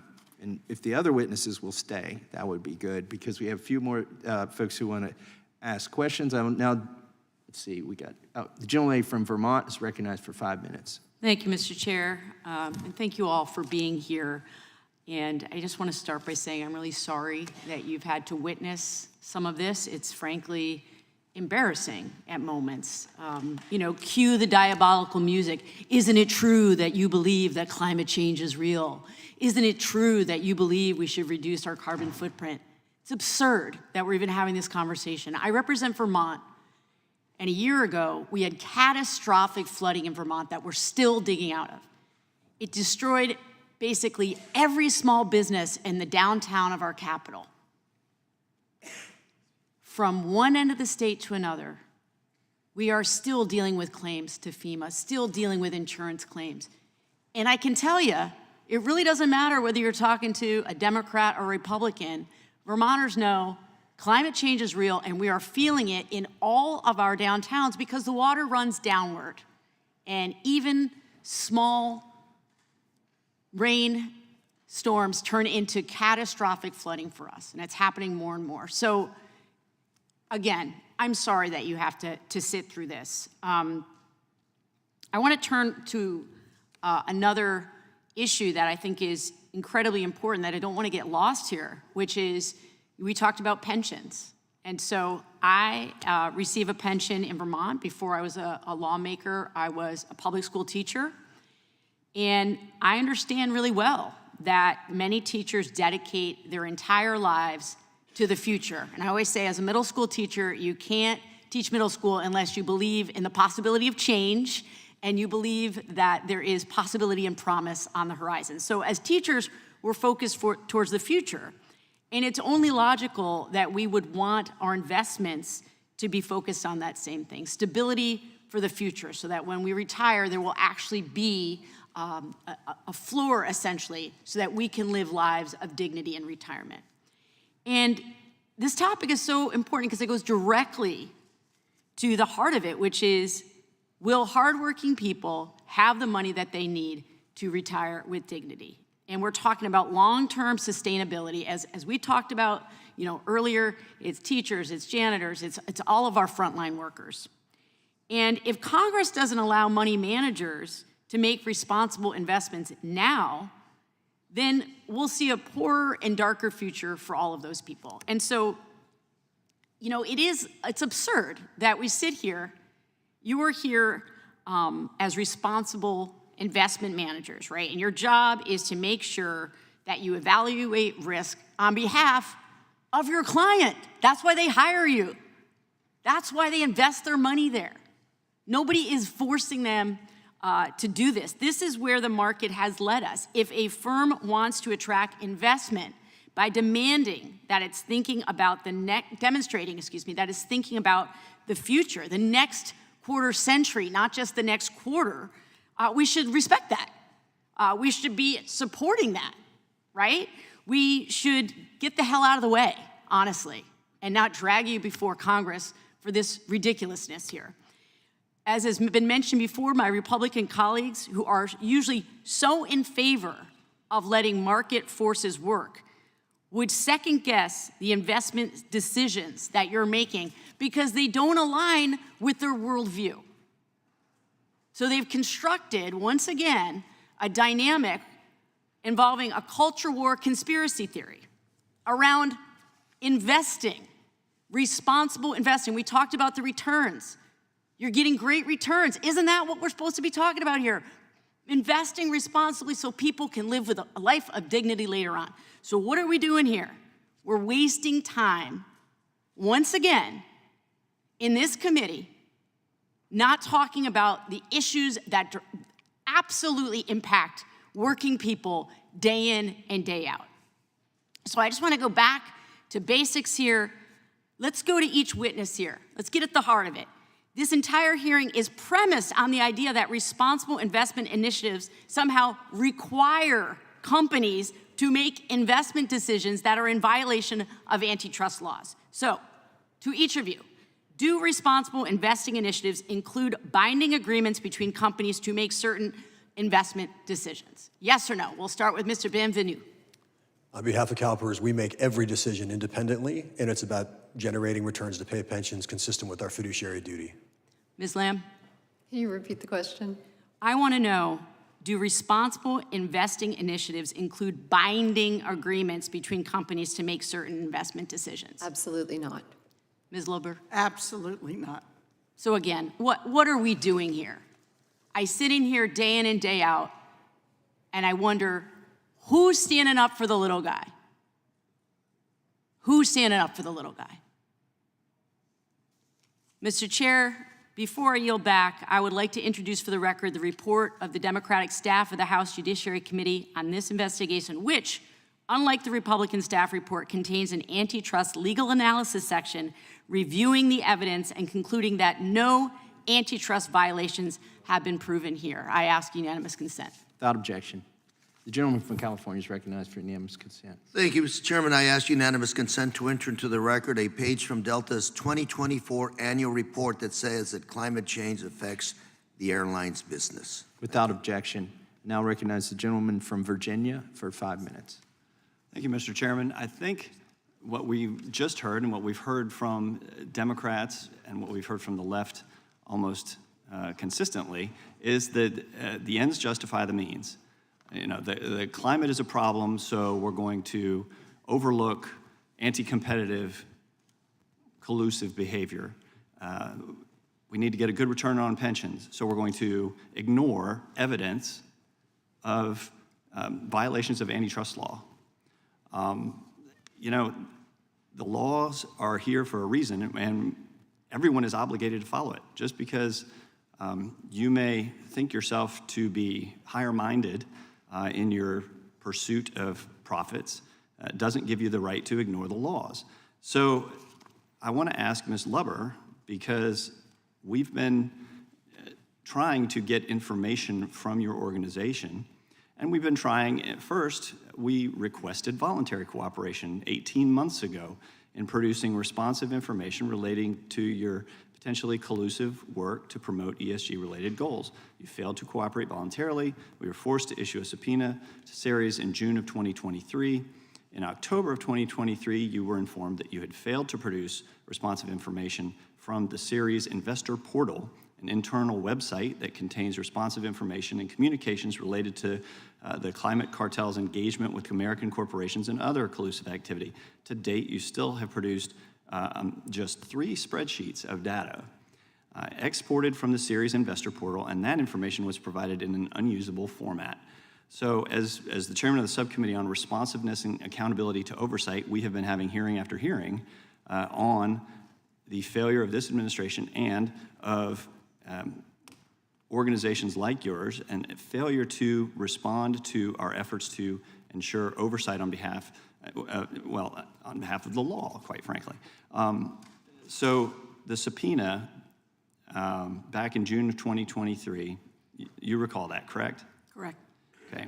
And you understand that the subpoena imposes mandatory legal obligations upon you and Ceres, correct? Correct. And you understand that failure to comply with a congressional subpoena can be punished with criminal contempt of Congress, correct? Correct. All right, the subpoena required you to produce all the responsive information demanded by it, didn't it? Correct. Okay. And are you aware that back in October of 2023 regarding the portal, some 4 months after the subpoena, your counsel claimed that they were not familiar with it? I'm not aware of that. What I will say in response to what you said is we have turned over 90,000 pages of documents. 3 spreadsheets. We've asked, over a period of time over the last year, we've asked for direction on how to narrow the subject matter that wasn't forthcoming, and we continue to turn over documents. As it relates to the spreadsheet you're talking about, which I'm not sure I've seen, but I believe I've heard about, that spreadsheet has hundreds and hundreds of documents noted on it, and we've asked the committee to give us more guidelines on which ones to turn over. Every document that's been asked for, we have turned over. I truly believe that is a formatting question, and clearly this Congress has bigger values than formatting, but we will go back to it. Our lawyers will talk to your lawyers. I believe we've turned over 90,000 plus pages, more than almost anyone, in response and in compliance with your requests. Okay, we've asked for full access to the portal. Why have we not received that?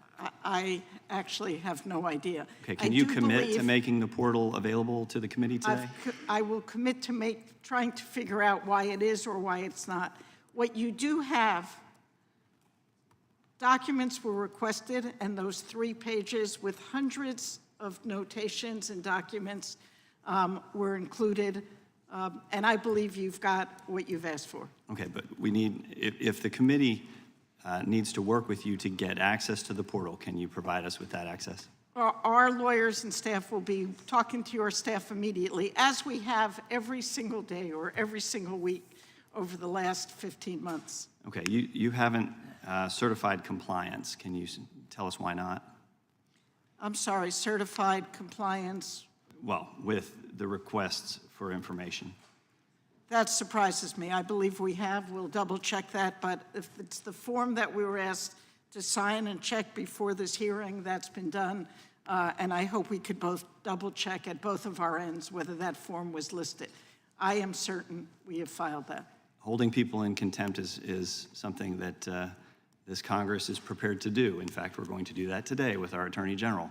And we would not want to have to do that with you as well. So I am an honorable citizen lawyer, advocate, and we were asked to file a form before the hearing. I am certain we did. If there was some way it wasn't transmitted properly, please let us know and we'll get it to you. thank you. Yield back. I thank the gentleman, and I'll recognize myself to seek unanimous consent to submit for the record a document produced by Climate Action 100 Plus. And at the top of it, it says investor actions to align the aviation sector with the IEA 1.5 degree Celsius decarbonization pathway, and it talks about limiting flights and demand management. And with that, I recognize Mr. Ivey for 5 minutes. Thank you, Mr. Chairman, and thank you to the panel. I'm sorry I've been gone for so much of the hearing. We've had parallel hearings and floor action and other things going on. But I did catch a little bit of it, and one of the things I caught was one of my Republican colleagues calling you evil, which I think is astonishing, frankly. As we were trying to prepare for this hearing, and it's the Antitrust Subcommittee, I mean, one of the things I was trying to figure out was, what's the antitrust issue? And I caught the Attorney General's testimony at the questioning of Mr. Correa, and I think it's very clear there's no antitrust violation here whatsoever. In fact, I don't even think there's a whiff of it, to tell you the truth. So I'm a little surprised that we're focusing the attention on it in this way. And I gotta say too, the point that you all were just covering, I'm sorry my colleague left, because I'm on the subcommittee for this committee that's doing the same thing with respect to the federal government, which is complaining about not getting documents. 90,000 pages is an astonishing amount of document production for a private company. And I don't know how many of my colleagues have been in private practice and worked with a private company in response to subpoenas, but a subpoena of that magnitude, I think you could actually challenge it in court potentially as unduly oppressive. Now, you've got attorneys, y'all do what you follow their guidance and everything, but one of the issues that we haven't ironed out here in the committee with respect to the committee's subpoenas to the administration is they kind of struggle with the communications between their staff and the lawyers who are working on these productions. And I think what I heard from you was that your attorneys had asked for direction to the staff and hadn't really gotten what you needed on that. And we have, I'm saying we, but it really is my Republican colleagues, sent out really overbroad document requests, it's subpoenas in some instances, that I think before you go to contempt, you should take it to court, which is the normal process. I think you'd lose in court. If the subpoena for this one looked like the other ones. Would the gentleman yield? I would. Just from a standpoint of having been down this road, we can't go to court without a vote of the whole House. That's what gives us standing to do it. But we would look forward to doing that. That'll be up to you all. I think it's, as I said, with respect to the administration and the Attorney General in particular, I think it's been a clear abuse of authority to seek contempt for the tape that you're after there. But I don't want to digress. On this particular point, I want to say this. The climate change issue, and I know my Republican colleagues are, many of them anyway, somewhat in denial with respect to the fact that there is climate change and that the science supports that. But I do think that the effects are undeniable. And so some of the things that I've noticed, like for example in Florida, people who own houses along some parts of the coast can no longer get insurance for their houses because of the effects of climate. And insurance companies have to internalize those costs because they have a fiduciary responsibility of their own, as do you, to pay attention to that. Because if you don't, you're paying for houses that you can't afford to pay for because the climate changes are having such a big impact and such frequency of impact that you'd lose money. So the insurance companies are starting to walk away. What that's going to turn into is individual homeowners who can't get home insurance then looking to the state for help to, once they get hit by another one of these hurricanes, for support. The states aren't going to want to do it. Mr. DeSantis isn't going to want to do that. So guess what he's going to do? He's going to come to the federal government and ask for a bailout there too. And that's happening in other places. My colleague from North Carolina, I saw that, I think it's on the Outer Banks, they've had, I believe, 6 houses. I believe these are the beachfront mansions that are falling into the ocean because of the rising sea levels. They're going to start having trouble insuring those properties as well. So we can pretend like there's no issue there, but I think it's pretty clear from the effects that that's obviously the case. And from the standpoint of your fiduciary obligations to your investors and to the people who, from your pension, for example, there's no way that you can ignore that responsibly. You have to pay attention to it. You have to incorporate it into the work that you do. And it's shocking to me that you're being beaten up for doing that. And by the way, I think I'm running out of time, but thanks again for coming. I apologize for what I think I would call them cheap shots that have been taken at you today. And I appreciate the fact that you've tried to comply. I also appreciate the fact that there's zero evidence of an antitrust violation that I've heard, and the Attorney General pointed that out. And I encourage you to keep up the work that you're doing, because I think it's not only in your pensioners' best interest and your investors' best interest, but I think it's in the country's best interest. And with that, I yield back. Recognize the chairman of the full committee for 5 minutes. To reduce emissions, do you have to reduce production, Mr. Benvenu? I'm sorry, can you repeat the question, please? To reduce emissions, do you have to reduce production? I mean, you guys said Climate Action 100, you're all part of this group. You said your goal is to reduce carbon emissions, and you got this focus list, 170 companies that you're targeting to change how they do things. And you said of that 170, 1/4 of them are oil and gas companies. 42 are oil and gas companies. And what I want to know is, in order to reduce carbon emissions, do those 42 companies, oil and gas companies, on the target list, on the focus list, do they have to reduce production? I don't think anybody knows how the climate transition is going to take place. That's not what I ask you. Do they have to reduce production or not? They're in the business of making oil and gas, producing oil and gas. And I'm asking you, do they have to stop or lower, decrease oil and gas production? As I say, I don't think anybody knows how the climate transition... Ms. Lamb, what do you think? I think that the oil and gas industry is facing enormous headwinds because of global emissions going up so much.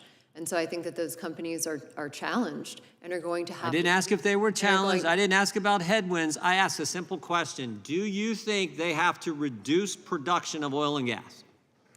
I think each company needs to take a look at their business model and figure out how So you don't think that they can increase production? You're okay with that? I think that each oil and gas If a company making their product wants to make more of the product, are you okay with that? I think that the product of oil and gas companies is energy, and they can look and see how they can best produce energy for their customers. So what do you mean? When you got 42 oil and gas companies on your focus list and you want to reduce carbon emissions, are oil and gas companies going to be allowed to, under encouraged, engaged, whatever term you want to use? Are they going to be able to make more oil and gas or less oil and gas? What do you think they should do? Oil and gas companies can do whatever they want because Well, then why are they on your focus list? What are you trying to get them to do? as investors that consider the financial risks. Ms. Luber, will you answer the question because the other two folks won't? Do you think Yes. oil and gas companies should be able to make more oil and gas, or do they have to make less? They don't necessarily have to make less. Let me give you So an do you guys all example. disagree with Mr. Khanna? No, no. I played Mr. Khanna's clip. Congressman Ro Khanna said to the CEO of Chevron, are you embarrassed? I'll read it. Are you embarrassed that an American company, that as an American company, your production is going up? Should they be embarrassed because they're producing more? Should an oil and gas company be embarrassed because they're producing more oil and gas? So oil and gas companies should limit their greenhouse gas emissions. That doesn't immediately mean they produce less. Oil and gas companies... So it means later they produce less? No, what it means is they Are you disagreeing? Here's a question. Are you disagreeing with Mr. Congressman Khanna, or are you agreeing with him? Please repeat what he said. He said to the CEO of Chevron, are you embarrassed as an American company that you're producing, that your production's going up? Yeah, I don't know. Obviously wanting the production to go down. Context. I do know That's that the oil and context. gas- He went through all of them. All of them said, will you pledge to reduce production? I'm just asking you guys, as the guys who have 42 oil and gas companies on your target list, is it okay for oil and gas companies to actually increase oil and gas production? If they could decrease their emissions in the process, I think they would be looked at differently. Regardless, so many of the oil and gas companies have decreased their methane emissions. Anybody recently leave Climate Action 100? Any of your investment members, your member investors, anyone recently leave Climate Action 100? About a dozen. About a dozen? Can you Yeah. name some of those companies? Sure. Small companies, big investors, small investors, who were they? Some combination, but I would argue more, and there were some household names. I would also Some say- big ones, weren't there? Yep, BlackRock. BlackRock's pretty big. Morgan. JP Morgan, that's pretty big. In all of those Vanguard? cases, Vanguard, they've said they're going State to Street? continue fighting for climate risk PIMCO, reduction. right? They're some of the biggest investor and asset managers in the world. They all left your group. Why'd they leave? Well, they all have different reasons. BlackRock has only They all left at sort of the partially. same time. There must be something going on here. They've heard a lot, they've got a lot of pressure from Congress and others that they should leave. BlackRock said to us, we're going to We're not continue pressuring anybody. We just want to know what you guys are up to. 42 oil and gas companies on your focus list, and you can't even tell me if you want production of oil and gas to go up or down for them. No, what I have said was that some of them have increased production but reduced emissions. The greenhouse gas emissions that Are you for ending the internal combustion engine in the next 10 years? That is the direction that our government is going, and I think it's the direction that the automakers have You agree with determined that? makes sense. Getting rid of the internal combustion engine in 10 years. Yes. Are you for reducing airline flight travel by 12%? I don't know the numbers for airline flights. Do you want it to go down? Not necessarily. I don't think. What about okay? The last question is, what about hamburgers? Where do you stand on hamburgers? Is 1.5 a week enough, or do we get more?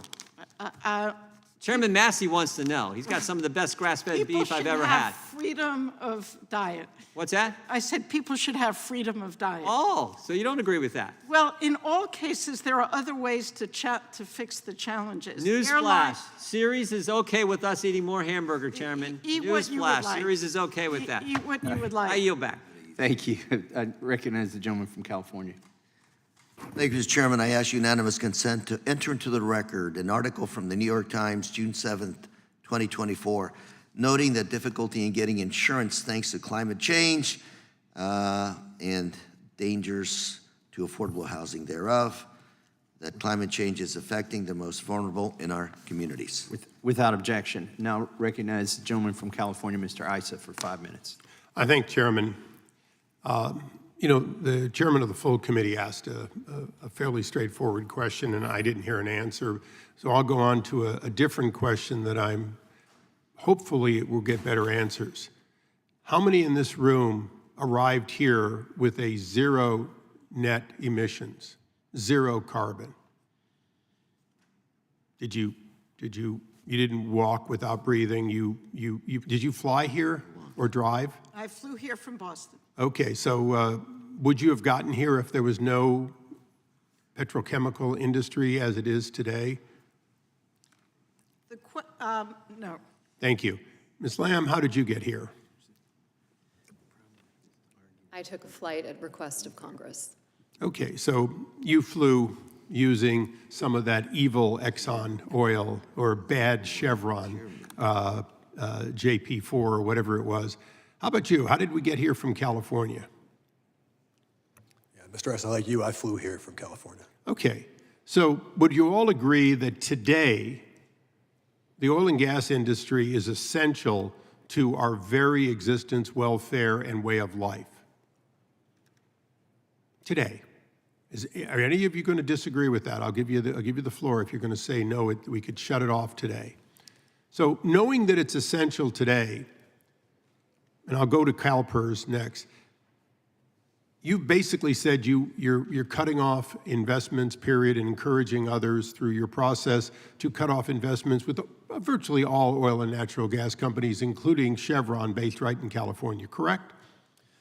We are still fully invested in the oil and gas companies that we invest in. It's part of a diversified portfolio. And for us, we won't tell companies how to navigate the energy transition. Then why are you discouraging others from making those investments and limiting the available capital for those companies?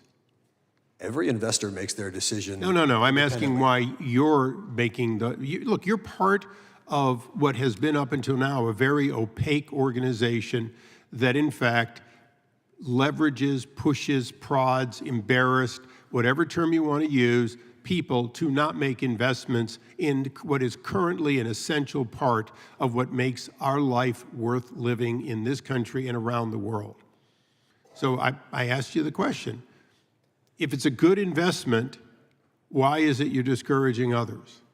So CalPERS is one of the most transparent pension organizations in the world. Are you invested in any lawsuits in which you are not disclosed as an investor at the time of the filing of those lawsuits? I'm an investor, not a lawyer, so I can't speak to what. Well, let me tell you, your organization has been actively opposing any kind of third-party litigation transparency because you do invest, at least it's been reported and we believe it to be true, you do invest in third-party litigation. In other words, suing people but not wanting your name on it. Why? Well, because it's profitable, right? And you know about the profits. So I'm going to reiterate, have you, to the best of your knowledge, received any revenue as a result of investing in litigation? Again, I'm not an attorney, but I'm not asking an attorney question. I'm asking an investor question. There's a Has third party. CalPERS received any money by investing in what was the monies that were used or a contract which was used to create litigation on which you profited from a return if they prevailed? I don't know the answer to that question. Okay, so you run investments, but you don't know if CalPERS participates. Let me ask one final question, because Mr. Massey and I have something in common, which is we spent our careers in engineering and a lot less in law. So antitrust is kind of an acquired knowledge for us. For each of you, if 2 or 3 companies were to share their prices or their strategy for pricing or how they went to market with another competitor, would that be an antitrust violation? I know you're not a lawyer. As I've said before, I'm an investor, not a lawyer. Ms. Lamb, I'm not an antitrust right, but expert. the basic definition that you'd have to pass the bar with is that sharing information between competitors inherently puts you in jeopardy of antitrust, particularly if that information allows effectively coordination of prices or other activities, including investment activities. Wouldn't that be true? I really don't understand the premise of what you're saying. What we're doing, and the reason, that is we're investing our clients' capital for the long term, upholding our fiduciary duty. Oh, you're investing for the long term. Do you sell stock on a quarterly or annual basis? We rebalance our portfolio. Okay, so you buy and sell regularly. So when you say long term, the reality is you both do long term and short term. And if something's a good investment today, you have a fiduciary obligation to consider it. And so I'm going to close with this, Mr. Chairman. Everyone talks about risk. There is zero risk today in investing in the oil and natural gas industry. There's zero risk because for the foreseeable future, we are going to need it and we're going to need more. Yes, we need it to be as clean as it possibly can, but the transition to away from fossil fuels has been predicted for decades, and in fact, it is nowhere close. So as you say that you're making investment decisions, it is clear you're making investment decisions based on your politics and not on the best interest of national security or the welfare of the American people. I yield back. The gentleman yields back. I now recognize the gentlelady from Indiana for 5 minutes. Thank you, Mr. Chairman. Mr. Benview, why did you join Climate Action 100? Why did your fund do that? What was the reason? We viewed Climate Action 100 Plus as an opportunity for investors to get together and share ideas and figure out how to navigate, in our case, a $500 billion portfolio through a very uncertain future. And more information and more ideas and more discussion can only yield better investment decisions. So generally, you think it's to sharing ideas, right? That's from your perspective? It was definitely to share research. It was to share ideas. It was to just discuss an uncertain future that's a challenging, uncertain future. So are you aware that actually on the website of this, it says the goal is to transform practices and policy that govern capital markets? Would you call it, as a business and investment professional, that's sharing ideas? I'm not in the marketing department for Climate Action 100 It's not a marketing department. You're part of this group, so you subscribe that you're going to be transforming practices and policies. I mean, if you're part of that group, then you are subscribing to this. Whereas on their website, you're transforming practices and policies that govern capital markets. So you agree. That's a mission of the group you belong to. Again, we make our decisions independently. So you agree with that mission. You belong to that group. So that part of this you call as transforming practices and policies. Our focus is on generating returns to pay pensions for generations. I get it, but you're part of the groups that states on their website they want to transform. Are you live in this group or are you staying with this group? They say on their website explicitly, we want to transform practices and policies that govern capital markets. So are you subscribing to this?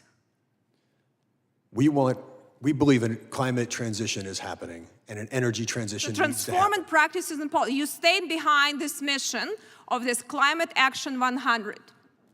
You stand behind the mission transforming practices and policies on capital markets are governed. We want every company to have a credible plan to navigate the climate transition. That way they can be profitable now, but they can be profitable 20 years from now and 50 years from now so that those profits can serve as cash flows back to our members so that we can pay pensions. So as part of that, you are willing to collaborate with different companies with potential opening the risk of collusion. Have you ever looked into potential risk that it could be collusion when company owners get together and say, we're going to transform the markets. We are going to make sure that markets is going to change. Have you ever discussed a potential risk that you have antitrust violations? As I say, I'm not an attorney, I'm an investor. But did you look at the investment risk? Did you look at that risk? Because you have to protect, you have fiduciary duty. So you open up yourself and your fund to risk. Have you ever assessed the risk that it could be potential antitrust violation? We have gotten counsel, and everything that I know as an investor, I'm not an attorney, but I do have an economics background, both as a student and as a teacher. And everything that generated antitrust legislation was about anti-competitive behavior, and there is nothing anti-competitive that I know, and I can't even envision how anything could be unlawful with what goes on with Climate Action 100 Plus. So generally, when you have companies getting together and try to change the rules on the market, the boards, and they have a joint efforts, you don't see that as a potential problem and a risk to your investments in your pension fund. Every member of Climate Action 100 Plus, including ourselves, makes independent investment decisions. But why did they join the group? Why couldn't you just do your independent decision? Why did you join the group?